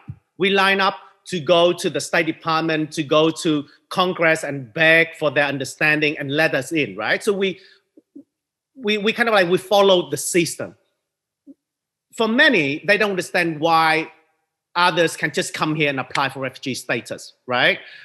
It is a right. It's a legal right for all asylum seekers to just go to the US and apply for asylum, right? It's a legal right. But not a lot of people know that. I mean, for many Vietnamese Americans, in fact, if not all Vietnamese Americans, they all went through the legal, proper channel, which means, they would flee Vietnam, they go to a camp and they will wait. They'll wait for a few months, for a few years, and then they wait for their turn. So they feel that it is a bit unfair in the sense that people can just come here and apply for asylum and then they get in. So I think that it is those nuances, those differences in their own refugee experience as compared to other refugee experiences. And that's why they feel that they're not as welcoming as we would like them to be. So on that note, I would like to, give it back to either Professor Nguyen or Phan. Well, I think that point about education is important and the nuances that you're talking about. And obviously, if we're wanting to mount up a political campaign, we have to address people where they are and talk about the issues that you raised, Hoy. But I'll depart a little bit by saying that, of course, the Vietnamese people gave money to helping Vietnamese refugees get in. So when I say shut the door, I mean, we don't want to shut the door on other Vietnamese people because we understand where they're coming from. What we see there is an expression of empathy. We're Vietnamese, they're Vietnamese, we've got to help them out. And I don't think, as important as education is, I would say that and that might help empathy. There is a particular issue here around our capacity for empathy. Just because we're ignorant about someone's situation or someone's history doesn't mean we shouldn't be empathetic about where they're coming from and what they need, right? So that would be one place where I would depart. Another issue is, in fact, there was an exception made for Southeast Asians in 1975 and afterwards for the so-called boat people generation. And refugees from Laos and Cambodia, they were let in without having to wait, at least in those early years. So you're talking about a slightly different situation where people did, in fact, have to wait for decades and so on. So I think that for many Vietnamese people, perhaps they, like a lot of other Americans, don't see that refugees, people who are coming to the south of the border, for example, and being characterized as illegal aliens or undocumented migrants could also be seen as refugees fleeing from circumstances that the United States has had a direct impact on. And so there's a variety of different kinds of issues that are happening here. Yep. All right, well, we have an enormous set of questions in the Q&A chat box. And I think we have a kind of stunning array of topics that have come up over the course of the past 60 minutes or so. What I'm going to do is I'm going to pose a question that congeals a couple of the themes that we've seen in the chat box, first of all. So there's been, for the most part, I'm going to reformulate a question from a student named Lexus. She's one of my students. They're one of my students, and I'm going to privilege their question because it's pretty excellent. So what they ask is, in response to some of Lan's points in this last segment about, or actually from the previous segment about constitutionality and the ideal of democracy, I think this intersects with the conversation that we just had. Lexus raises the issue of, what happens when refugees of any stripes, but particularly Vietnamese Americans, come to America and start to recognize that the praxis of democracy in America, particularly because of systemic racism, there's a disjunction. It doesn't work that way. There are minorities that in fact are systemically, oppressed, and so there's a distance between, even if we are able to educate on the ideal of how US-style democracy is meant to work, there's a distance between that and the way it is experienced, particularly by marginalized people in the US. So I guess what I'd like to ask you, it reminds me of Lan Cao's statements, because many in the audience reacted to Lan Cao's concept of, trả nợ, làm ơn, but you have to biết ơn before you can trả, no? So in some ways, I think, Lan, you started to speak a little bit about a way to have a dialogue about how to speak across the generational experience. But one of the things that really divides that generational experience is the reaction to a perception of how democracy is actually practiced, and to give you Viet mentioned many of the hot button issues that are in fact the divisive ones, such as Black Lives Matter, such as the concept of law and order, such as we talked about earlier, the response to former President Trump's challenging of the election. So this is becoming long-winded. I'm going to cut myself short. But just to clarify, can all of you think a little bit about, or comment a bit about, beyond educating the ideal, how does the diverse Vietnamese community respond to the reality of marginalized experiences in the US? Because the difference in that response seems to be part of the divisiveness.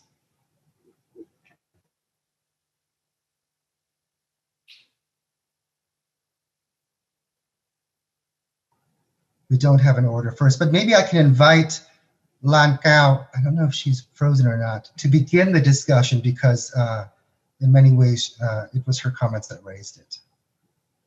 Lan, I'm not sure if you're frozen or not. You look a little frozen. John, you were going in and out, so I only got some snippets. Can you hear me? Yes, please go ahead. I'm not sure if anybody can hear me. Okay. Well, I think the point that there is a discrepancy between the ideals and the reality, I think that's just a state of life in any country, and even in a person, right? If you look at your own life, you may have a certain set of aspiration for your own conduct, and sometimes you don't yourself live up to your own moral compass for yourself. So I think that's just an issue of failure of a country and of human beings. And since countries are made up of human beings, no matter how great the laws are, there's going to be that disconnect between the reality of how things really are on the ground and the aspirations. But at least in this country, I guess it's because I'm a lawyer, And I have a lot of faith in, participating within the legal system.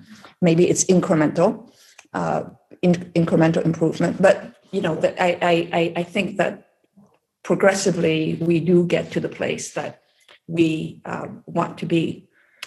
With respect to, I think you also asked something about the January 6th event again, right, John? I'm not sure.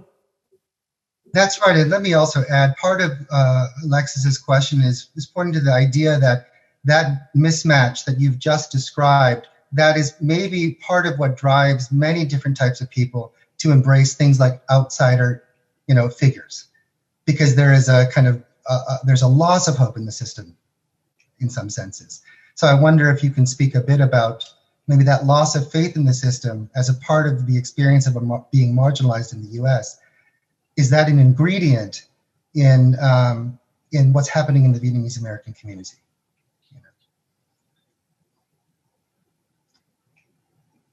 Yeah. Or anyone.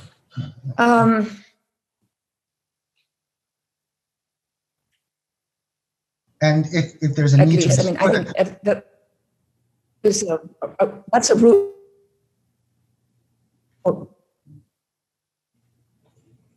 Maybe I can jump in while in this little pause here. And if I understand the question correctly, I'll answer it in my own way, which is, I've always felt a little bit out of place in the Vietnamese American community.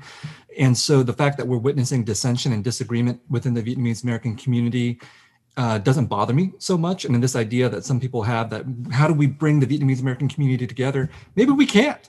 Maybe the only thing that unifies us is pho. And even then we like, oh, Northern pho, Southern pho, then we have another civil war over that issue. So there are some things that unify us and they're important, but I don't know if we should be looking for political unity. The Vietnamese people in Vietnam certainly didn't agree with each other. And so for me, the one of the things about being Vietnamese that's obviously very important to a lot of us is this idea of familiality, piety, debt, and so on, kinship, all really important. And we feel bound and close to each other by the cultural and personal, emotional heritages that we have. But I think that when it comes to politics, maybe we should leave some of that behind. There are reasons to organize as Vietnamese Americans, but then there are reasons to oppose other Vietnamese Americans we disagree with. And on some very fundamental political issues around some of the things we've talked about today, I would rather choose my kinship. I would rather choose an affiliation with people who I agree with, but who don't look like me, versus trying to agree with people who look like me, but who, we're never going to agree on certain kinds of issues. And I think it's perfectly fine to do that. And that's part of the political maturation process, to feel that we don't have to be together simply because we're Vietnamese. Can I jump in right now? Please.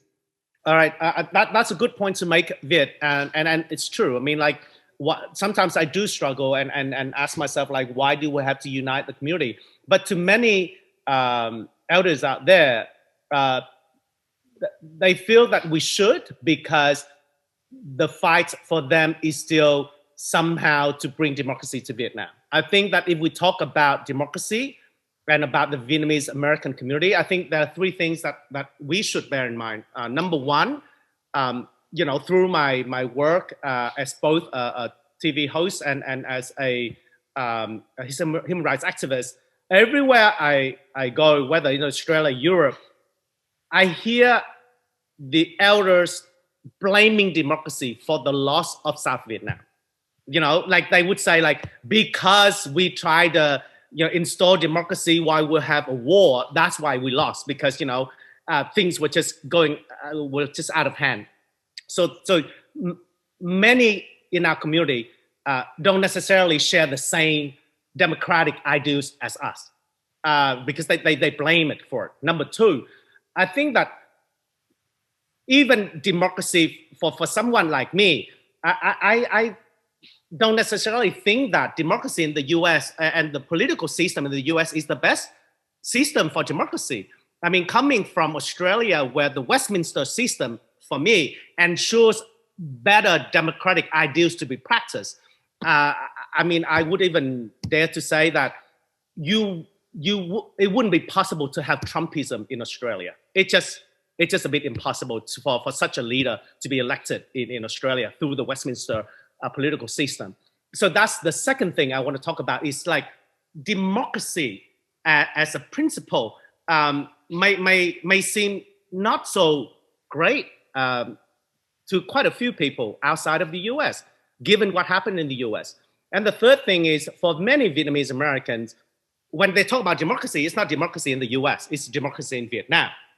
And so what they would say is like, why do we have all these differences? Why can't we have one voice, speak with one voice, so that the US can somehow help Vietnam become a democracy, you know? So those are the 3 points I wanted to mention. Over to you, Ji Lan. Actually, if I can jump in here, just to add on to that question, and then give it over to Ji Lang. When I ask it, there's a question in the chat. This is leaving aside Viet's point about should we even come together. Maybe it's good to disagree and to let many different opinions and perspectives flourish. One comment or one response could be that, as mainstream Americans, Asian Americans and non-Vietnamese Americans put us together. One of the things that I really resisted in the run-up to the election was to speak for this homogenous, monolithic Vietnamese American community and how we vote.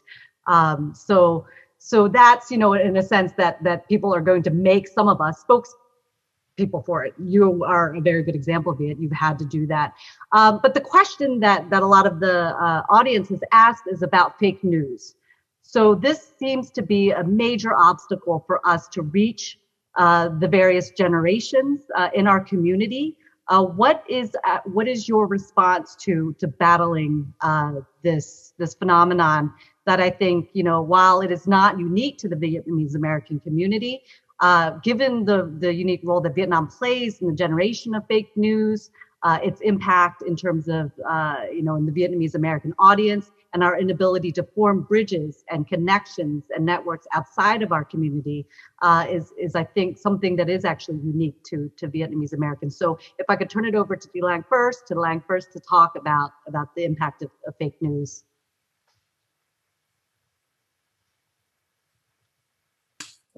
Well, when it's inevitable that news, just like any other entity, is going to have a certain bias, whether it be subconscious or not. But that is very different from fake news, okay? And I think that the term fake news may have some emotional resonance to some elders in the Vietnamese American community, because let me backtrack a little bit before I follow through with that thread. There's a lot of problems with news that is indeed fake, that is propagated as part of a propaganda that is being used by subgroups in the US and by foreign groups outside of the US to influence what's happening. I think that's been pretty much established. So I want to say that I'm not talking about that kind of fake news.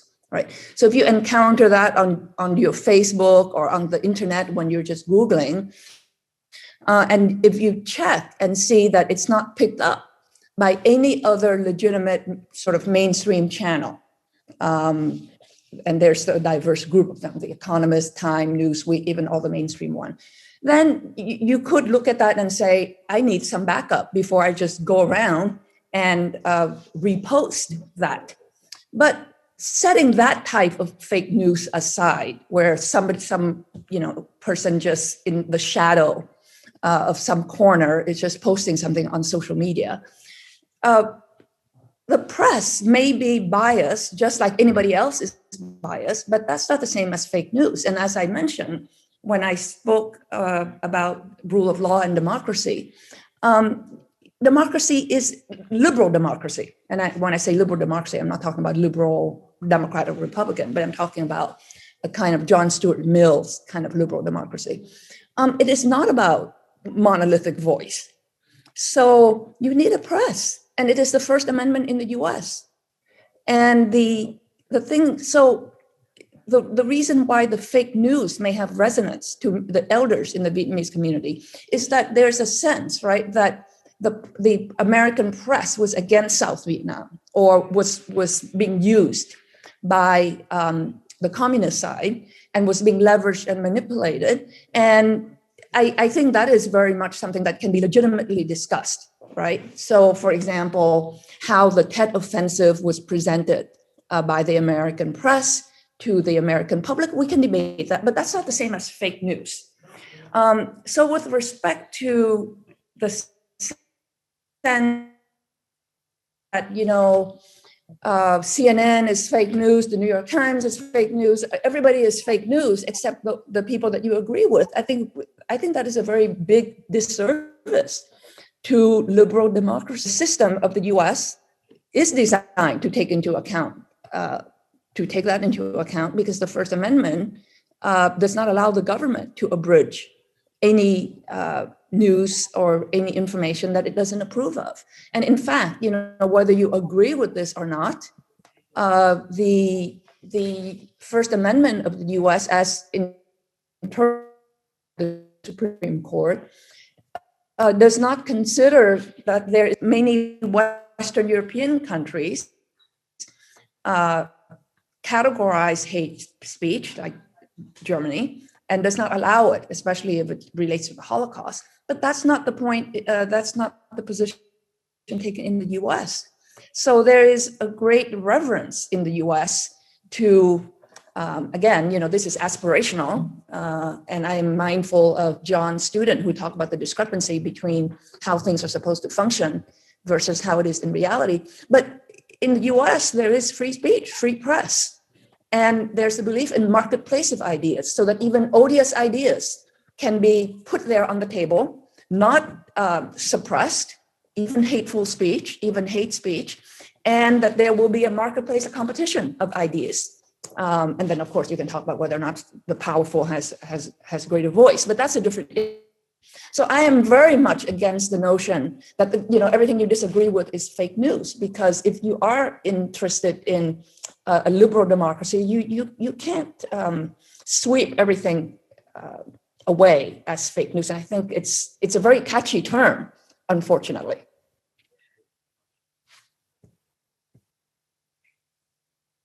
I'll just jump in here then. I'll just add one more thing, which is I think that, to generalize again, there is a linguistic difference along with a generational difference, so that older Vietnamese people tend to speak Vietnamese and younger Vietnamese Americans tend to speak English. And obviously there are younger Vietnamese Americans who speak Vietnamese and older Vietnamese who speak English, but generally, right, that's what's happened.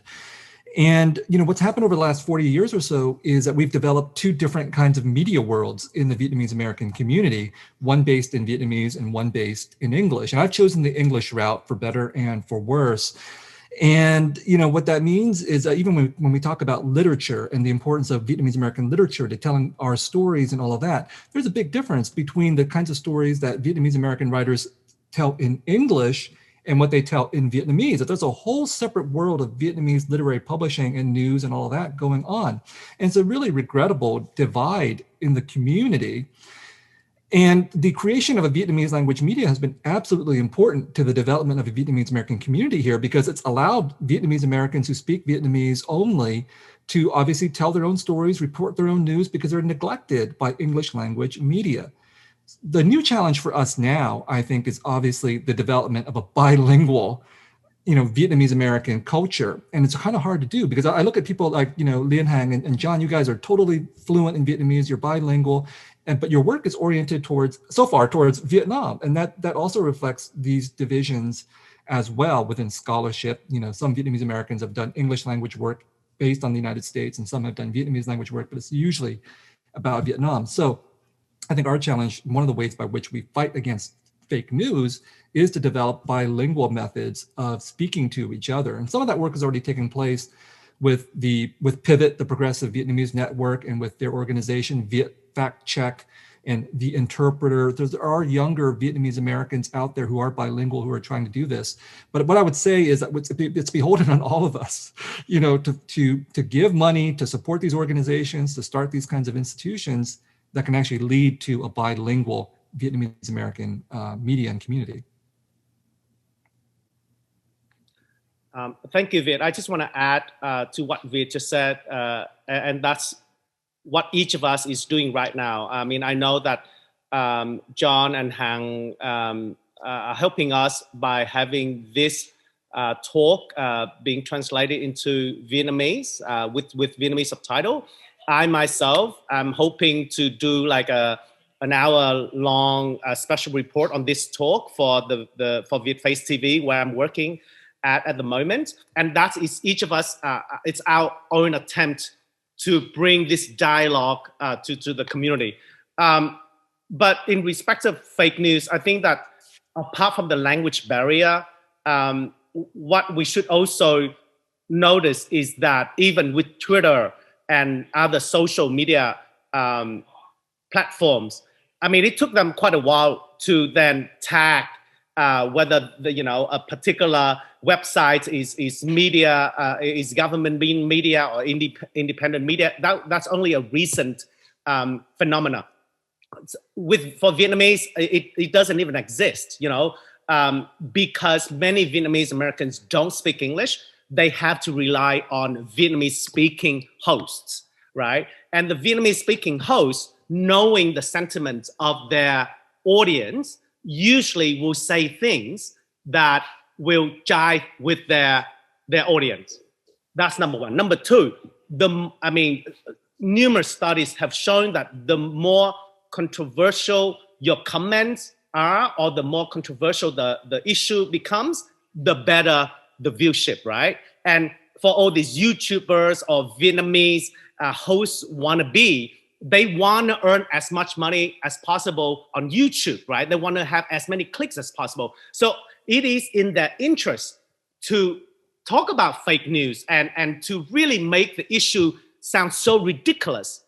But it's not because they really care about the issues. It's just because they want to make more money. So I think that if we bear that in mind and with each of us attempt to correct that path, I think there is hope for in the future. Yep. All right, we are already past the end of the official end of the event. I just wanted to acknowledge that there are an enormous number of really interesting questions and topics that we did not get to. Questions such as, a couple audience members, including a couple of audience members, raised the issue of the dynamic relationship with Vietnam, for example. I think Hoi and Viet both talked to the diversity of the Vietnamese American community, but the question was, how does that diversity interact with a changing Vietnam, particularly after Đổi Mới, something we didn't quite get to. And we had several second generation and third generation students also posed the direct question, quite movingly, of how specifically to speak to the older generation, along the lines of the last topic we just mentioned. So I just wanted to say, first of all, that I think particularly Viet's description of the diversity of the Vietnamese community, Hoi's description of that, and then Viet's point that, we need not necessarily all be homogenous. In fact, one of the major, I think, outcomes of this meeting has been to state the diversity of the Vietnamese American community to great effect. I think that's great. But I just wanted to say that in some senses, being a member of a community is a kind of excuse to exercise and cultivate the empathy that Viet also mentioned. And I think Lan Cao's comments about debt and about finding a language, a cultural language, to expand and to engage in dialogue is another great sort of outcome of this conversation over the past hour or so. So we apologize to all of the attendees for not lodging all of your questions, but I'm going to turn it now over to Hang to end our event. And I'm just going to end it by saying thank you. And I think I saw somewhere in the chat about 30 minutes ago that I think we can declare April 30th, 2021 as a victory here from Colombia, because we have shown the full diversity and strength of the Vietnamese American community. And the second thing is, I think we started a conversation. This has to be the start, and we will address these questions that you have, possibly, after the pandemic, we can bring Hoi, Lang, and Viet to New York City and have a Zoom element, but have them here in person, and we'll continue this conversation. In response to those of you who've asked if we've recorded this is a recording, and as we stated at the start, that Vin will do Vietnamese subtitles for those of you who would prefer to read what we've said in Vietnamese. So with that, thank you so much for everyone who's tuned in today, and that's it. Thank you so much. I want to say thank you again to Lin Hang and John for organizing this, and Weatherhead East Asian Institute for hosting us, and also to Hoi and Lan. I just really love this conversation. We're all in Southern California, so you can also do it here at USC, not just Columbia, as well when the pandemic is over. Yeah, I like that suggestion, Viet. I also want to say thank you. New Yorkers, you can come here. I also want to say thank you so much. Mohammed can come to the mountain. Yeah, thank you so much for attending this event. The audience out there, I couldn't quite see you guys, but and thank you to the organizers. Finally, one bucket list of mine is crossed, and I'm so happy because I'm sure my dad and mom will be so proud. I've been surrounded by 4 professors, you know, like they would never dream that I would be able to do that, but I've done it. Thank you. Thank you so much. We're coming to California, so get ready. Yay! Bye. Bye. All right. Take care, everybody. Bye.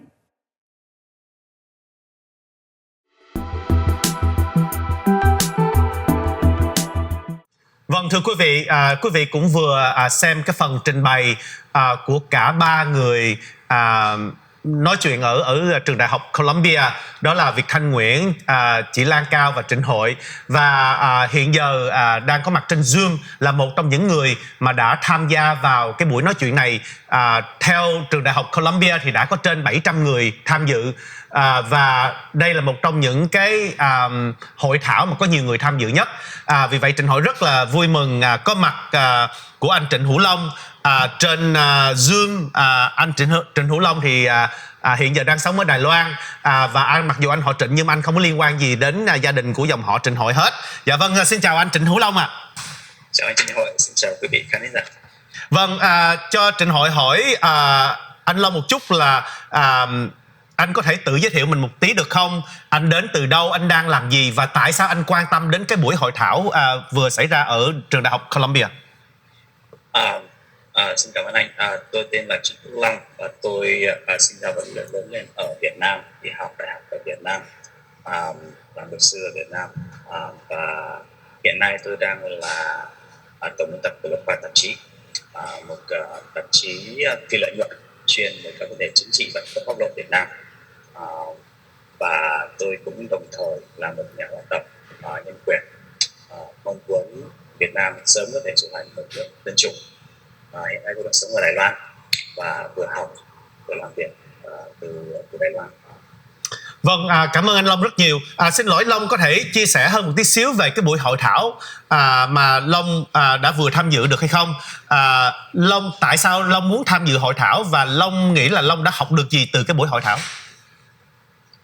Tôi quan tâm đến cái buổi hội thảo này vì một cái lý do là tôi có rất là nhiều bạn bè là người Việt Nam sống ở hải ngoại, cả thế hệ chú bác, thế hệ 1,5 lẫn thế hệ thứ 2. Tôi có rất nhiều bạn bè, và thứ hai nữa tôi rất là quan tâm đến Việt Nam Cộng Hòa và vấn đề chiến tranh Việt Nam. Một trong những cái lĩnh vực mà theo tôi hiện nay với những người được sinh ra và lớn lên ở Việt Nam như tôi không có điều kiện tiếp cận nhiều thông tin, và cái buổi hội thảo ngày hôm nay là buổi hội thảo tập hợp những gương mặt, những giáo sư hàng đầu về ngành Việt Nam học, cũng như là anh Trịnh Hội là một trong những luật sư đã làm việc rất là lâu năm trong các vấn đề Việt Nam, và là một gương mặt nổi bật của vấn đề hải ngoại. Tôi rất là muốn học hỏi từ những người như vậy, và bản thân tôi với tư cách là một người làm báo, tôi cần có thêm tư liệu, tôi cần có thêm hiểu biết về vấn đề Việt Nam Cộng Hòa, lẫn chiến tranh Việt Nam, lẫn văn hóa chính trị của cộng đồng người Việt Nam ở hải ngoại, để có thể có hiểu biết hơn và có thể viết báo tốt hơn. Vâng, như vậy thì anh vừa dùng chữ là anh muốn học từ nhiều người, thì theo anh thấy thì anh đã học được điều gì sau cái buổi hội thảo, và anh có cái lời chia sẻ nào dành cho khán thính giả của đài không ạ? Sau buổi ngày hôm nay thì tôi vốn đã biết rằng là cộng đồng hải ngoại, người Việt Nam ở hải ngoại, vấn đề chiến tranh Việt Nam, vấn đề nguồn gốc của những người nhập cư Việt Nam tới Mỹ vốn đã phức tạp, nhưng sau buổi hôm nay tôi thấy vấn đề nó còn phức tạp hơn rất là nhiều. Với rất nhiều khía cạnh. Những nhóm người Việt Nam khác nhau đến Mỹ, đến các nước phương Tây, đến các nước khác theo trong những điều kiện vô cùng khác nhau, và giữa những thế hệ khác nhau cũng có những suy nghĩ và những quan điểm vô cùng khác nhau. Thế thì tôi liên tưởng đến một cái sự khác nhau giữa những người Việt Nam đang sống ở Việt Nam với những người Việt Nam đã đi ra nước ngoài. Đó là một cái sự khác biệt vô cùng lớn nữa. Bản thân tôi đến từ miền Bắc, bố mẹ tôi là những người đã làm việc suốt đời cho chính quyền do Đảng Cộng sản Việt Nam lãnh đạo. Tôi lớn lên hoàn toàn dưới mái trường xã hội chủ nghĩa. Thế thì tôi biết có rất là nhiều người sinh ra và lớn lên trong cùng hoàn cảnh, họ đang có những cái suy nghĩ vô cùng khác biệt so với cộng đồng Việt Nam ở hải ngoại, bất kể là thế hệ nào. Khác biệt nó còn lớn như vậy. Và tôi nghĩ rằng sau buổi hôm nay, một trong những điều lớn nhất học được đó là cái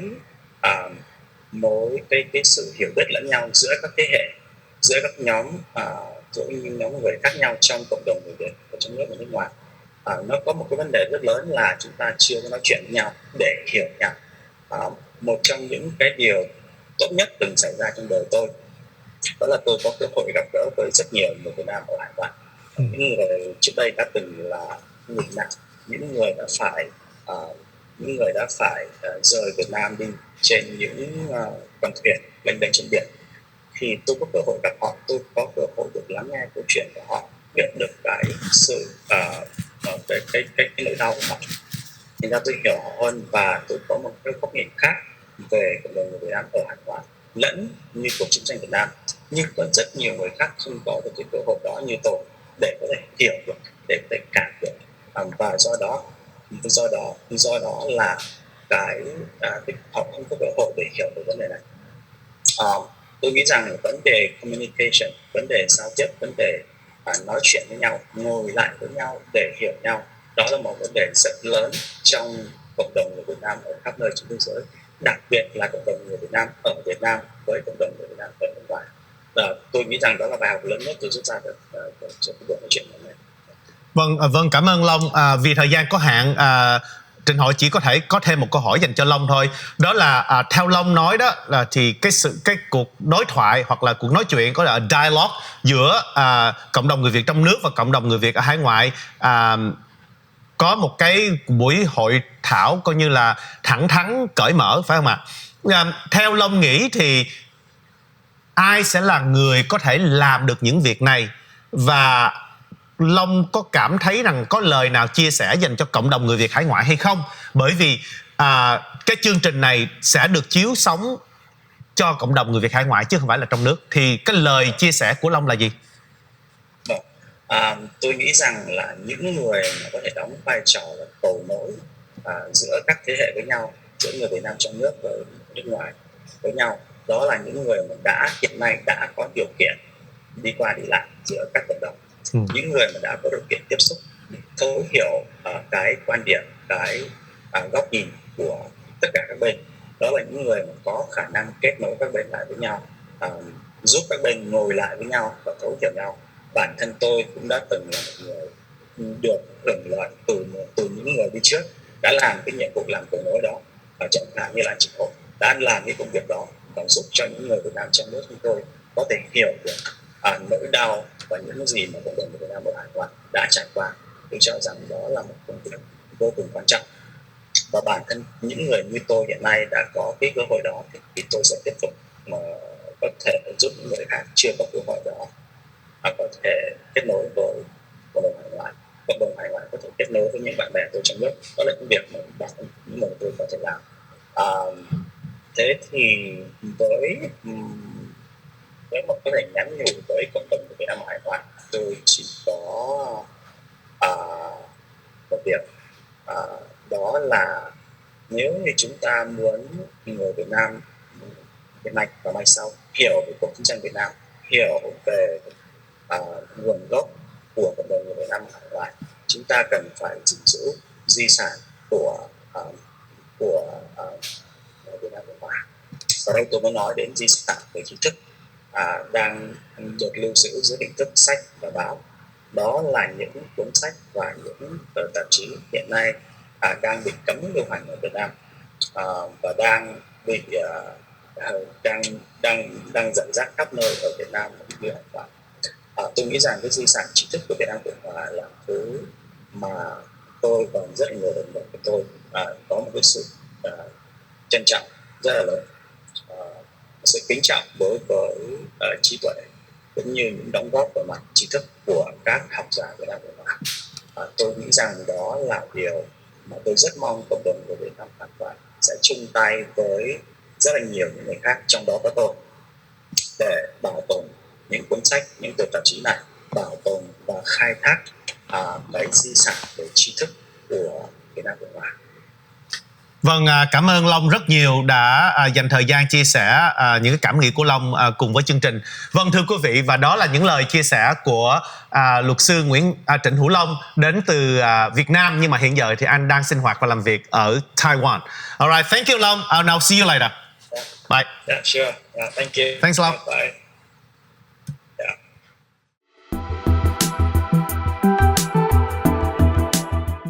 Vâng, thưa quý vị, có lẽ là quý vị cũng vừa xem cái phần hội thảo do Trường Đại học Columbia tổ chức nhân dịp ngày 30 tháng 4. Thì hôm nay đài rất là hân hạnh được mời một trong những người diễn giả của buổi hội thảo đó, đó là chị Lan Cao. Thật sự ra thì Trịnh Hội thường gọi là chị, nhưng mà chị là Professor of Law chứ không phải là một người chị bình thường mà thôi. Câu hỏi đầu tiên đó là Trịnh Hội có thể nhờ chị tự giới thiệu chị một tí hay không với khán giả của đài ạ? Cảm ơn khán giả, cảm ơn Trịnh Hội. It's like my spirit brother.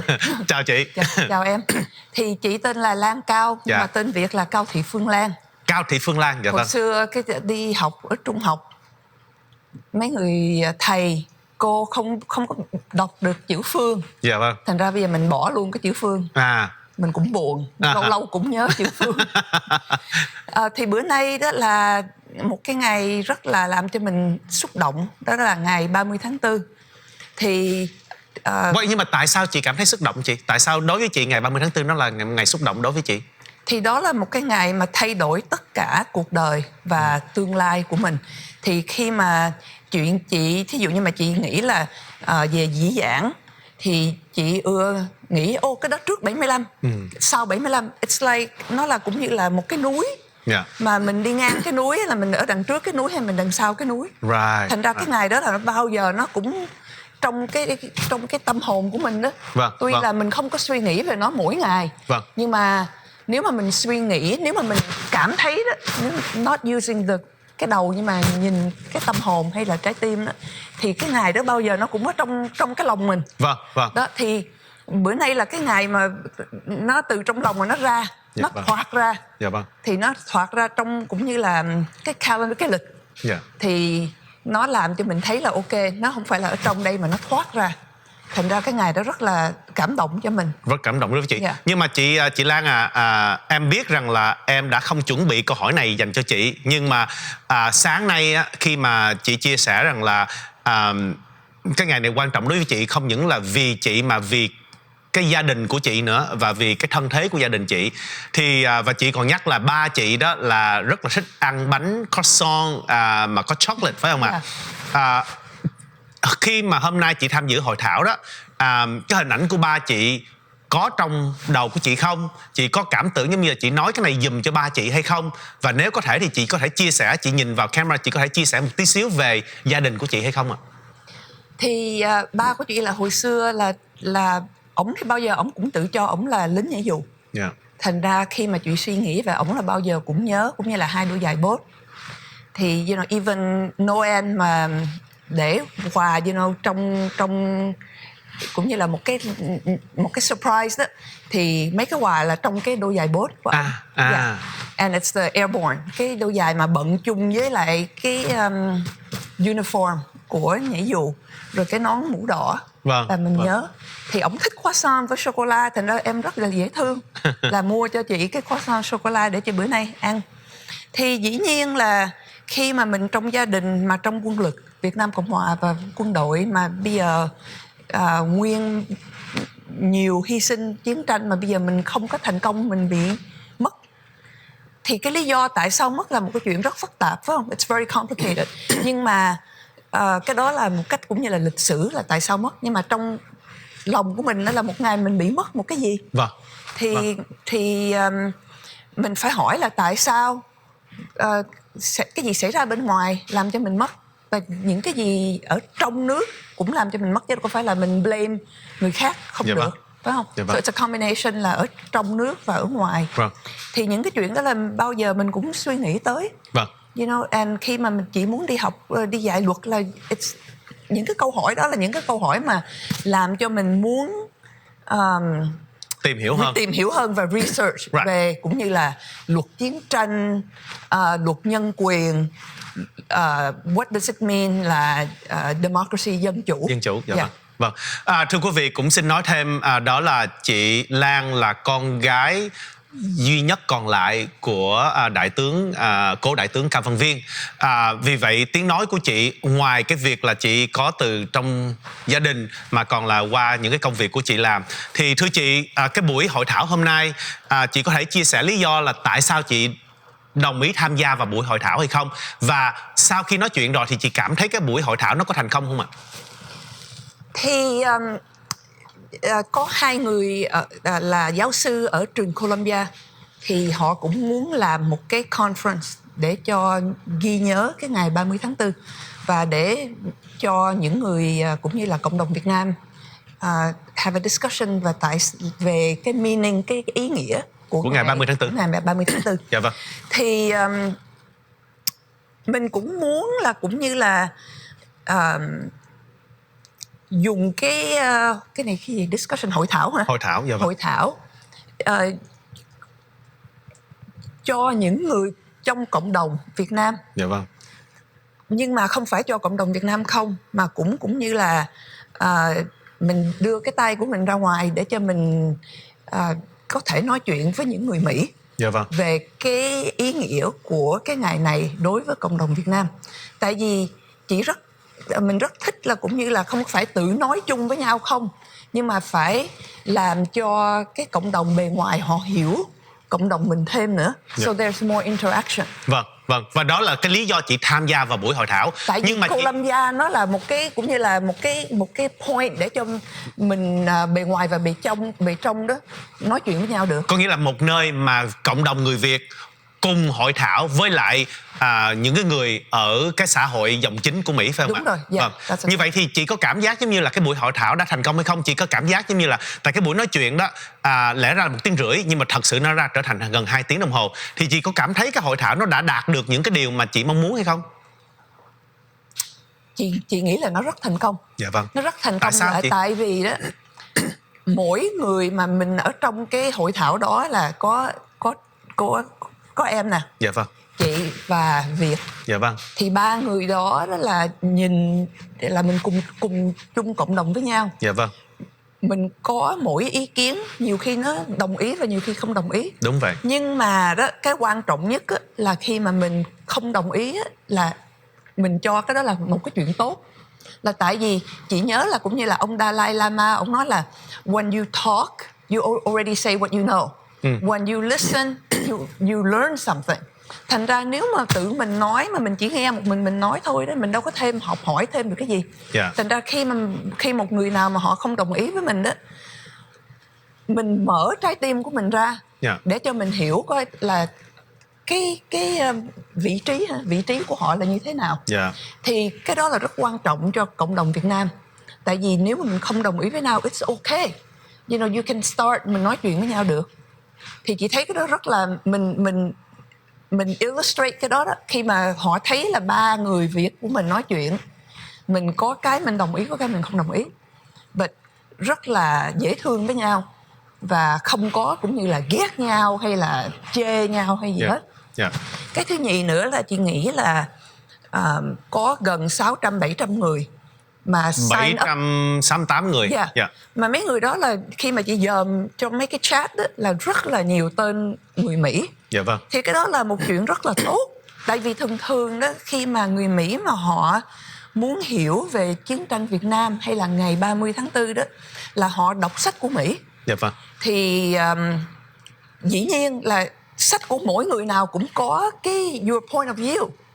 Thành ra họ không có nhiều khi không có cơ hội để nghe tiếng nói của người Việt Nam. Yeah. Thì cái bữa nay là chỉ là bữa đầu tiên của a whole bunch more. Yeah. Sẽ có nhiều conference như thế này nữa. Và đó là cái câu hỏi cuối cùng em dành cho chị. Rất tiếc là mình không có thời gian nhiều, thành thử là cái câu hỏi cuối cùng em muốn hỏi chị đó là theo chị nghĩ còn điều gì chị muốn chia sẻ nữa hay không về cái ngày 30 tháng 4, và đặc biệt hơn nữa là theo chị nghĩ cái vai trò của cộng đồng người Việt ở Mỹ nên là gì trong tương lai? Thì cái cách mà chị contribute, what's contribute? Chia sẻ. Dạ vâng. Là về sách. Dạ vâng. Tại vì mình viết sách. Và đây là những cuốn sách mà chị Lan đã viết và đã được xuất bản tại Mỹ, thưa quý vị. Thì cuốn sách đầu tiên đó là về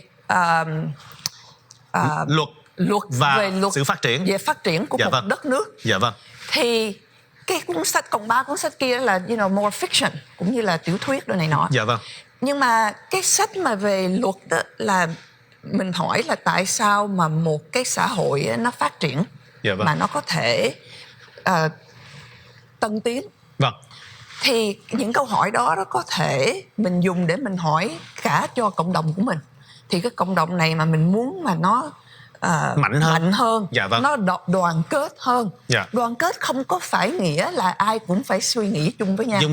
Dạ. Đoàn kết là cũng như là nước Mỹ đó, là nó rất diverse, nó rất là nhiều ý kiến, rồi từ trong nhiều ý kiến đó có nhưng thể mà mình tolerant of each other. Dạ vâng, có nghĩa mình thông cảm cho các bên. Tại vì nhất quan trọng đó là mình là tị nạn để mình đi tới một cái chỗ mà nó có more freedom, tự do. Dạ vâng. Thì cái tự do đó phải là tự do để cho có quyền nói chuyện. Dạ vâng, tự do suy nghĩ. Dạ vâng. Tự do phát biểu ý kiến. Đạo phải không? Đạo đức đó. Dạ vâng. Religion. Dạ vâng. Rồi tự do về speech. Dạ. Phát biểu ý kiến. Phát biểu ý kiến. Dạ vâng. Thì cái đó là dĩ nhiên ngay cả trong gia đình mình còn không đồng ý với nhau, vâng, làm sao mà nguyên một cộng đồng ai cũng đồng ý. Như vậy thì cái vai trò theo chị nghĩ của cộng đồng người Việt sắp tới là gì? Trong tương lai là gì? Là phát triển cái cách mình suy nghĩ về democracy, về dân chủ. Dạ vâng. Là mình rất tin đó, là dân chủ đó là phải là bự to chứ không phải là nhỏ. Dạ vâng. Thành ra that means a diversity of ideas. And không có phải là một người nào mà là một cái người mà cũng như là strong man. Dạ vâng. Mình là it's a democracy of the people by the people for the people, như là Abraham Lincoln nói đó. Dạ vâng. That means the people. Vâng, có nghĩa là chính cộng đồng chúng ta mỗi người cần có một tiếng nói, và những tiếng nói đó đáng được trân trọng, phải không ạ? Dạ vâng. Đúng rồi. Cảm ơn chị Lan rất nhiều đã chia sẻ những cái câu chuyện của chị Lan với chương trình hôm nay, và cảm ơn chị đã đến với chương trình hôm nay. Vâng, thưa quý vị, xin quý vị đừng rời khỏi màn hình, bởi vì trong chương trình này chúng tôi sẽ phỏng vấn một số người khác, kể cả những cái tổ chức khác đã cùng tổ chức những buổi hội thảo nhằm tưởng niệm ngày 30 tháng 4. Xin quý vị đừng rời khỏi màn hình.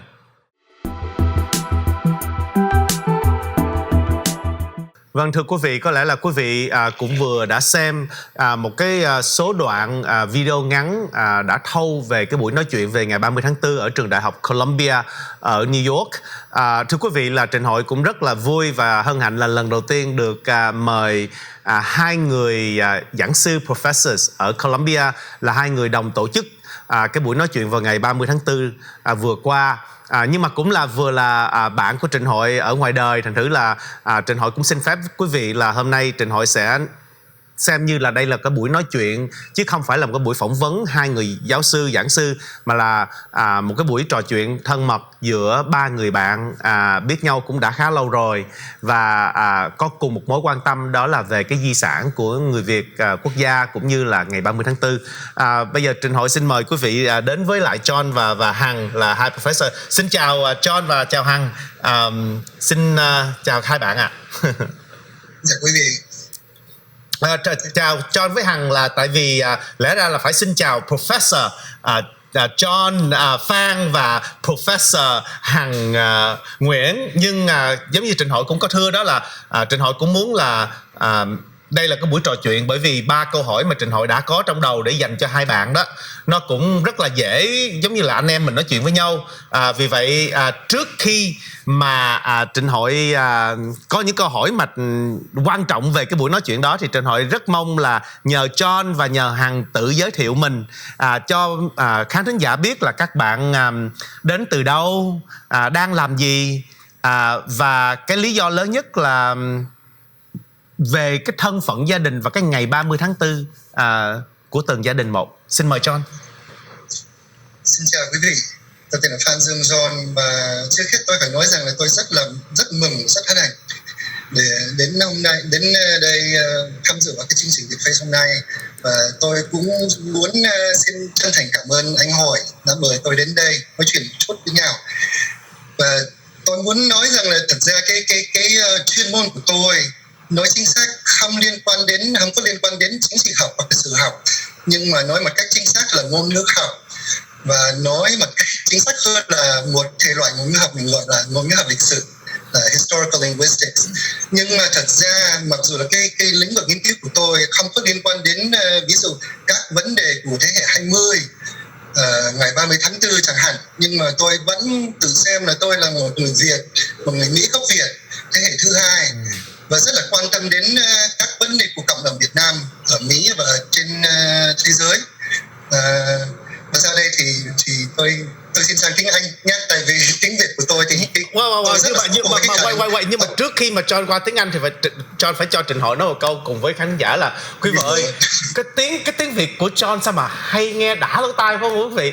Và Trình Hội cũng phải xin thú thật với quý vị luôn á, là Trình Hội đã biết anh John này vài năm nay rồi, nhưng mà chưa bao giờ nghe được ảnh nói tiếng Việt nó xô trôi chảy bằng tiếng giọng Bắc mà lại nhiều như vậy. Thường chỉ nghe ảnh nói chừng 2-3 câu là ảnh chuyển sang tiếng Anh, thành thử là mình không ngờ là John có thể nói tiếng Việt giỏi như vậy.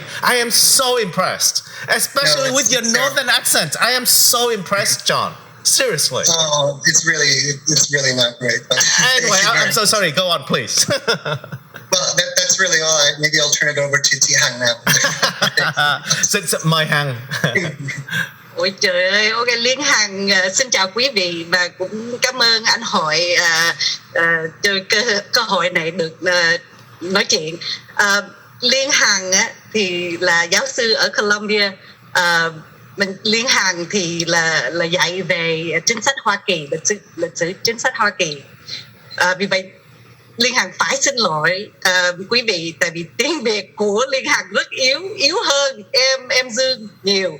Vì vậy Liên Hằng yêu cầu xin quý vị và anh Hội để Liên Hằng trả lời trong tiếng Anh nha. Nếu không là Liên Hằng trả lời trong English cũng được, Vietnamese English. Nhưng mà tiếng Việt thì quá khó cho em. So to answer your question, April 30th, I was alive. I was born in Saigon in 1974, the end of 1974. Wow. So my family was part of the wave of refugees who fled on April. We began our journey on April 29th. Wow. So we were there for the fall of Saigon on April 30th. Wow. Again, I am so impressed with your Vietnamese too. This is the first time ever I hear more than 2 words from you in Vietnamese. Thưa quý vị, Trình Hội cũng rất vui.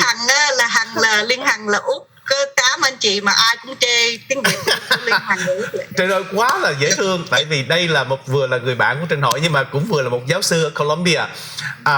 Phải nói rằng là trước khi mà Trình Hội dịch thì Trình Hội chỉ muốn thưa là nó quá dễ thương, tại vì Trình Hội với lại Hằng quen biết cũng phải là hơn 2 thập niên rồi, từ lúc mà Trịnh Hội mới sang bên Mỹ để đi vận động cho tị nạn. Nhưng mà chưa bao giờ mà nghe được cô nàng nói được thêm 2 từ Việt, chứ đừng nói là nói nhiều câu bằng tiếng Việt hôm nay. Rất rất vui mừng và hãnh diện. Trịnh Hội chỉ muốn tạm dịch đó là Hằng có vừa chia sẻ Hằng sinh ra ở Việt Nam vào cuối năm 74. Vì vậy cái ngày 30 tháng 4 thì gia đình Hằng đã có liên quan rất là nhiều, là bởi vì ngày 29 tháng 4 là cả gia đình đã dắt díu nhau đi vượt biên. Dạ vâng. So John and Hằng, you know, I'm so impressed, but I'm also so proud. And so before I ask questions, I just want to share with you that I'm so happy to be able to kind of like do this and for us to have this conversation and to share our conversation with the audience, right? Rất là vui và rất là hãnh diện là được ngồi nói chuyện với hai người bạn, cùng với Hằng và cùng với John để chia sẻ về cảm nghĩ của chúng ta cũng như là câu chuyện về ngày 30 tháng 4.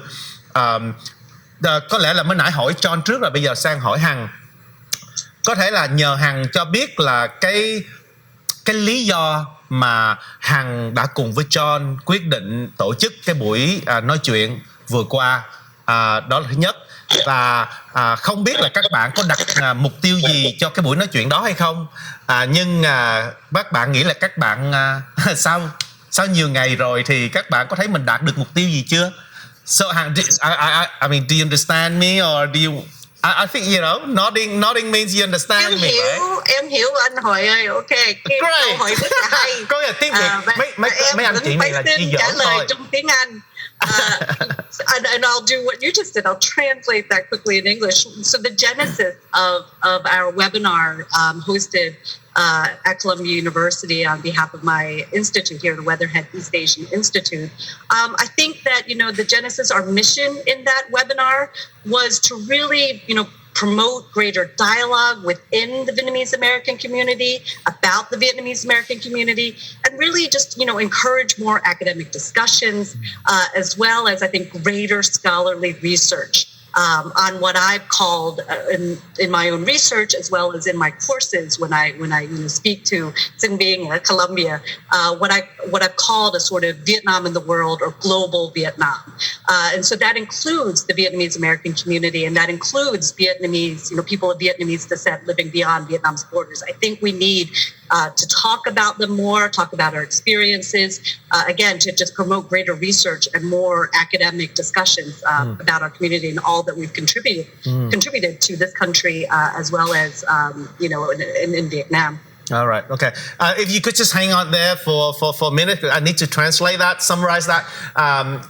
Câu trả lời của thứ nhất là Hằng không cần phải dịch, Hằng hiểu và cảm ơn Hằng, là tại vì cái câu trả lời của Hằng nó cũng là cái câu dịch ra luôn của câu hỏi của Trịnh Hội. Thì Hằng bảo rằng là thật sự ra cái mục đích đó, nó cũng là rất giúp đỡ cái cộng đồng người Việt ở Mỹ này có được nhiều cái sự đối thoại hơn, nó gọi là dialogue, nhiều cái sự đối thoại, nhiều sự hội thảo hơn. Cái điều thứ hai là thông qua cái việc đó thì sẽ có nhiều cái sự chú ý và nhiều cái những cái nghiên cứu, cái khảo cứu, cái research về cộng đồng người Việt, không chỉ ở Mỹ đây mà nó gọi là cộng đồng trên toàn thế giới. Bởi vì chúng ta cũng biết là người Việt trên toàn thế giới thì cũng đã có trên 4 triệu người, trong khi đó thì có khoảng 97 triệu người Việt Nam. Những cái người Việt mà không còn sinh sống ở Việt Nam nữa, và những thế hệ sau này của họ cũng cần phải được tìm hiểu hơn và cần tìm nhiều cái sự nghiên cứu nhiều hơn. Dạ vâng. Cảm ơn Hằng rất là nhiều. Bây giờ chưa hỏi đến cái mục đích đạt được hay không ha. Bây giờ sẽ hỏi John trước là John có cùng cái mục đích để mà tổ chức vậy hay không về ngày 30 tháng 4, chỉ là về nghiên cứu cộng đồng người Việt, hay là John còn muốn tạo điều kiện gì nữa? Yeah, if you could share sort of like your view as a co-organizer, that would be great. Thank you. Sure. Well, first and foremost, as I mentioned already, you know, my field is not 20th century Vietnam, so my role was more personal and to really support Hằng in this project, and her, you know, supporting her work with our program at Columbia University. But I will say, my intentions echo Liên Hang's intentions as well, particularly with regard to dialogue between the generations. You know, I think there are really two things we can say. One is that I I had a desire to showcase the diversity of the Vietnamese community, not just different generations, but even the intellectual, political, cultural diversity within just the oldest generation. You know, right. I think there's the lack of awareness of how rich and varied the Vietnamese community is within even one generation. And then what I really hoped in our program on April 30th was to help support a platform that would allow all voices from across the Vietnamese community to speak to one another. And that is an academic intention, because what that allows the rest of the world to see are what are the truly current ideas, what are the truly current concerns, and what are the true differences and the true sort of common grounds that exist across the Vietnamese community. So you could just hang on there, John. Thưa quý vị là câu trả lời của John thì nó lại khá là khó để mà giải thích một cách tường tận bằng tiếng Việt, tại vì even cái khả năng tiếng Việt của Trịnh Hội nó cũng bị giới hạn. Nếu mà nói về văn nghệ vui chơi bình thường được, còn cái này là về những vấn đề nó rất là tinh vi. Trịnh Hội sẽ cố gắng nói. Thật sự ra thì John, lẽ ra Trịnh Hội nghĩ là John cũng có thể nói bằng tiếng Việt luôn, chứ không phải là nhờ Trịnh Hội phải dịch ra đâu. Cái điều đó là John nói rằng tại vì cái phải nói sao ta, John về vấn đề sử học và về vấn đề chính thức cái vai trò của John, và biết rõ là mình expert là những người chuyên viên á, thì John không phải là nhà sử học mà là nhà ngôn ngữ học. Vì vậy cái vai trò của John giống như là để giúp cho Hằng hoàn thành cái sứ mệnh và hoàn thành cái vai trò thành công hơn mà thôi. Bởi vì cái vấn đề ngày 30 tháng 4 là về vấn đề sử học chứ không phải là ngôn ngữ học. John đã làm như là một thành viên của cộng đồng người Việt, một cái của thế hệ thứ hai, và rất là muốn thích và tìm hiểu hơn về cái sự đa dạng của không phải là giữa các thế hệ không, mà là còn của trong một thế hệ, cùng một thế hệ lớn tuổi họ có nhiều cái ý kiến khác nhau, thì làm thế nào chúng ta biết được đó là những ý kiến khác nhau và tại sao họ lo lắng như vậy, tại sao họ lại có những cái sự gọi là đó có phải là những sự khác biệt hay không, và điều đó là những cái gì mà những cái về cái môn học mà chúng ta gọi là nghiên cứu đó, càng có nhiều sự nghiên cứu thì càng tốt. John Trịnh Hội rất mong là John có thể cố gắng trả lời bằng tiếng Việt luôn, là bởi vì Trịnh Hội nghĩ là John có đủ khả năng đó. Thật sự là Trịnh Hội nghĩ John có đủ khả năng đó, và John nếu mà không hiểu nói kịp đó, có thể nói ra một vài câu tiếng Anh và Trịnh Hội sẽ cố gắng dịch liền. You know what I mean? So, tại vì Trịnh Hội nghĩ cái câu trả lời của John nó rất quan trọng, và cái dịch của Trịnh Hội nó không doesn't do it justice. That's how I think. John nghĩ rằng anh đã dịch một cách rất là siêu rồi, cho nên không cần cho nó một cách trực tiếp bằng tiếng Việt. Nhưng mà nếu mà cần, trả lời bằng tiếng Việt nha. Anh hỏi nếu mà em á và em Dương tới chấm điểm anh á là anh được A+. Yeah right. Okay, cảm ơn hai người bạn của tôi. Nghe mà hai cái người bạn tôi, nhưng mà là hai cái người gọi là giáo sư của trường Đại học Columbia mà nó khen mình nghe nó đã lắm quý vị ơi, thật sự luôn á. Làm cái job này sướng nhất là mình được ngồi chung với những người giáo sư của những trường đại học nổi tiếng, quý vị không? Tại vì Trịnh Hội thật ra là chưa bao giờ mà học được ra một cái bằng nào ở Mỹ cả, chỉ học bên Úc rồi sang bên Anh thôi, chứ còn ở Mỹ này không có bằng nào. Mà tự nhiên cái ngày mà 30 tháng 4 đó thì lại Trịnh Hội được ngồi nói chuyện với 4 người gọi là toàn là giáo sư, toàn là professors, mà mình cảm thấy nó hơi tủi thân đó, vừa thấy giống như mình là kiểu như cái phận bèo mà tự nhiên sao mình muốn với lên cao. Nhưng ngược lại thì Trịnh Hội cũng phải xin thưa là Trịnh Hội học được rất nhiều. Và thứ hai nữa là trong cái show của mình á, Trịnh Hội sẽ cố gắng không show cái ý kiến của Trịnh Hội, tại vì hôm nay Trịnh Hội rất muốn là cái người mà đưa những cái ý kiến trong cái thế hệ 1 rưỡi hoặc 2, những ý kiến ở các trường đại học và những ý kiến ngay cả cái buổi nói chuyện mà được nhiều người đưa ra. Trịnh Hội rất mong là được đưa đến nhiều khán thính giả hơn của Vietface TV. Và bây giờ để trở lại với chương trình của mình thì John and Hằng rất mong hai bạn trả lời là các bạn nghĩ các bạn đã đạt được mục tiêu mà mình tự đặt ra cho mình hay không. Không phải là mục tiêu của cái talk đó không, mà cái personal objective, cái gì mà riêng tư của mình đó, thì các bạn có đạt được không? Theo đi Hằng á, theo em á, là cái chương trình đó thành công. It was 100% a success. And why do you think it's a success? Tại sao Liên Hằng nghĩ rằng nó đã thành công 100%? theo em nghĩ là tại vì sau này là em cũng em nhận được nhiều email, nhiều thông tin congratulating us. I mean, I think one of the things was it did sort of start a conversation, and that's precisely what we wanted to do, an academic and intellectual discussion that spurs greater interest in the community. Right. Thưa quý vị, là Hằng cho rằng rất là thành công, bởi vì sau cái buổi nói chuyện đó thì Liên Hằng đã nhận được khá là nhiều cái sự phản hồi tích cực từ những cái người mà tham dự buổi nói chuyện đó. Trình Hội cũng xin nói thêm là vào sáng cái buổi nói chuyện đó thì bên trường đại học Columbia cũng có cho Trình Hội biết rằng là đã có trên 700 người đăng ký tham gia trên toàn thế giới. John, còn John có thấy đúng rồi, anh hỏi ơi, yes. 750 người đăng ký cho cái webinar, 550 người thì attend cái webinar. Oh wow, 750 người đăng ký để mà theo dõi cái buổi nói chuyện, và đã có 550 người thật sự là đã theo dõi buổi nói chuyện đó. Cảm ơn Liên Hằng đã cho cái thông tin đó. Riêng John có nghĩ là mình đã đạt được mục đích không? Theo ý kiến riêng của Dương, của John, thì John xem rằng là tất nhiên là một cách thành công rồi, và cái gì mà tôi rất là mãn nguyện là hình như là mình đã tạo ra một như anh đã nói, một sự đối thoại với nhau, và cái đó thì làm tôi rất là mừng, rất là hạnh phúc. Nhưng mà thực ra tôi vẫn phải nói rằng là cái hoạt động vừa rồi đó thì phải nói là một bước thôi, một bước chân đầu tiên thôi. Thật ra là mình mở ra một cái quá trình rất dài và có thể là rất là phức tạp luôn. Và cái sự thành công của mình ngày 30 tháng 4 đó thì là cái phần đầu thôi.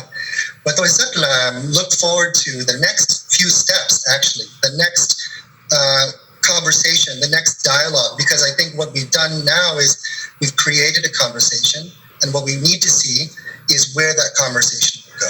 So that's how I feel about that. Wow, John vừa mới nói rằng là đó chỉ là bước đầu tiên và chúng ta còn nhiều bước nữa cần phải xem xét, và John thì rất hy vọng sẽ tham dự cũng như là xem xét những cái bước kế tiếp nó sẽ ra sao. Riêng Trịnh Hội chỉ thấy rằng là John cần phải đổi nghề và nên đi làm nghề MC. Tại vì cái anh mà đi làm nghề MC của anh mà với cái giọng Bắc của anh như thế này là tôi đã mất job hồi đời nào rồi. Ôi giời ơi, chết mất. Ôi giời, quá dễ thương phải không quý vị? Thôi bây giờ là chúng ta không có nhiều thời gian nữa. Cho Trịnh Hội hỏi một câu hỏi cuối cùng ha. Save the best for last nha. Thằng nữa mình sẽ để cho Professor Liên Hằng trả lời câu cuối cùng. Nhưng mà riêng John thì còn lời gì John muốn chia sẻ với khán thính giả của đài hay không? Rồi, có rất nhiều vụ. Thật ra cái gì mà tôi muốn nói là thật ra không có liên quan đến cái hoạt động vừa rồi. Nhưng mà như tôi đã nói là chuyên môn của tôi là ngôn ngữ học phải không? Nhưng mà có một điều mà tôi rất là muốn là Việt Nam Cộng Hòa của mình thì có rất nhiều học giả thực ra mà rất là có tài. Ví dụ chẳng hạn, không chỉ là về chính trị học hoặc là sử học, nhưng mà về văn học Việt Nam, văn hóa Việt Nam và ngôn ngữ học Việt Nam. Và sau đây tôi rất là muốn cộng tác với các học giả của thế hệ cũ để nghiên cứu sâu hơn về các vấn đề như vậy, để giúp đỡ cái nghiên cứu của mình. Và ngoài đó ra đó thì tôi anh hỏi có nói. No, I'm so good. Please go ahead. Other than that, now I'm gonna. Sorry.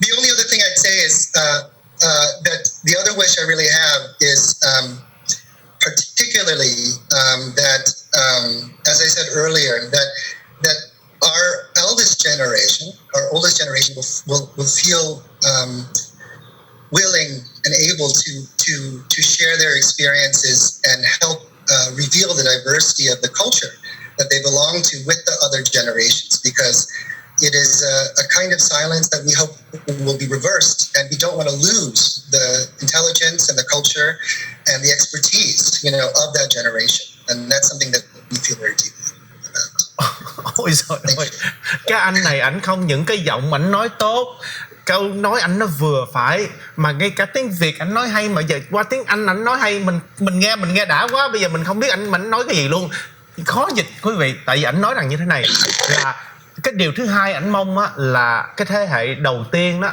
sẽ có nhiều cơ hội hơn để chia sẻ với những thế hệ đi sau. về những cái kinh nghiệm của họ cũng như là ý kiến của họ, những cái sự quan tâm của họ. Bởi vì nếu mà càng có nhiều có tiếng nói lên tiếng thì cái sự hiểu biết về cái thế hệ đi trước sẽ được tốt hơn. It's so beautiful what you have just said. Thank you, John. I mean, thank you, Professor. I mean, no wonder you're a professor. But anyway, it's like he's truly a professor of languages. Oh my God. Quý vị phải biết là Trịnh Hội đó, khi mà lần đầu tiên gặp John, hỏi John đó là kiểu như là về chuyên viên về cái gì, tại John nói là John professor về ngôn ngữ học, thì Trịnh Hội mới nói ngôn ngữ học. What are you an expert of? Và quý vị có thể tưởng tượng biết anh John nói gì Trịnh Hội không? Expert về chữ nôm, quý vị. Nó thì nghe mà muốn té ghế. Lúc đó Trịnh Hội đang ngồi đâu muốn té ghế đâu. Mày có đâu mà like, không những là biết chữ nôm mà còn là expert của chữ nôm đó. Ôi giời, thì tôi quá mê anh John, nhưng mà thôi, nhưng mà giờ chuyện đó không phải chuyện hôm nay. Xin mời Professor Hằng, mời Hằng có những lời chia sẻ cuối cùng. Okay.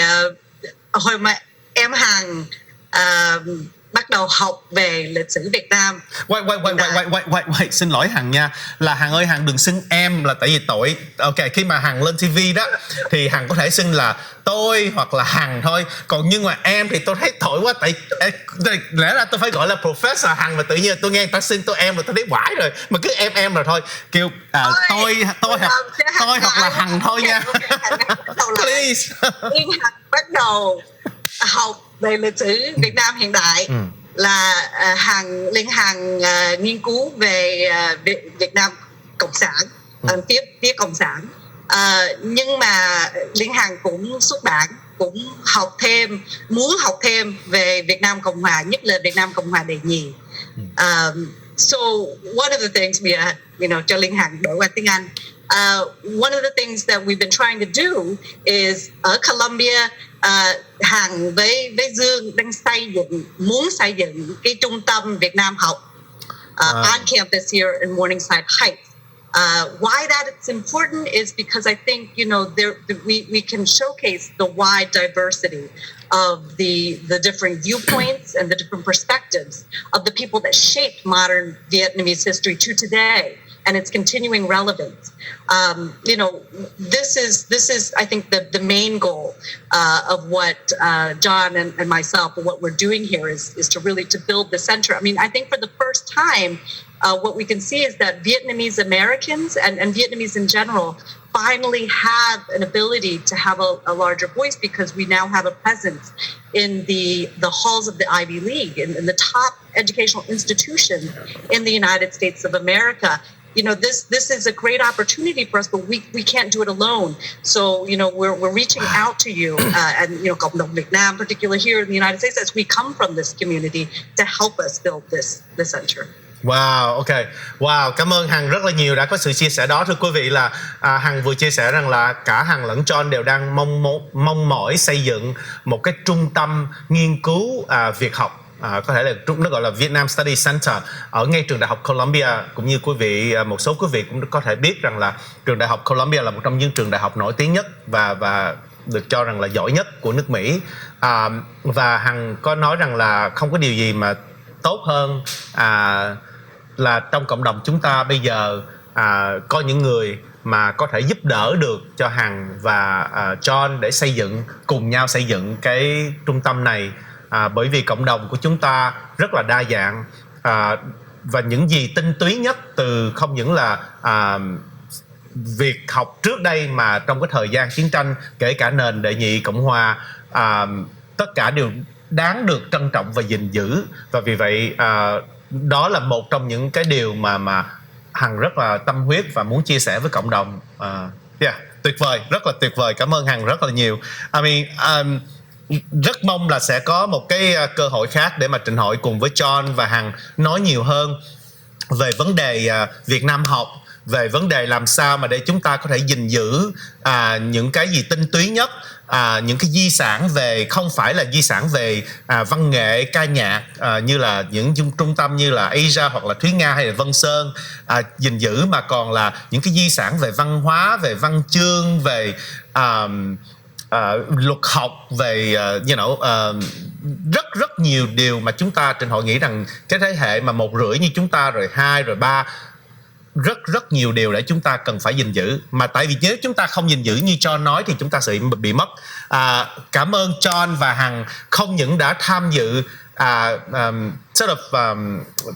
cùng nhau tham dự cái buổi nói chuyện cách đây khá là lâu rồi, bạn bè chung với nhau chúng ta đã cùng nhau ngồi thảo luận làm sao chúng ta có thể giúp cho cộng đồng của chúng ta tốt hơn. Và cảm ơn luôn Hằng với John đã follow up để tổ chức một cái buổi hội thảo, có rất là nhiều người tham dự Colombia.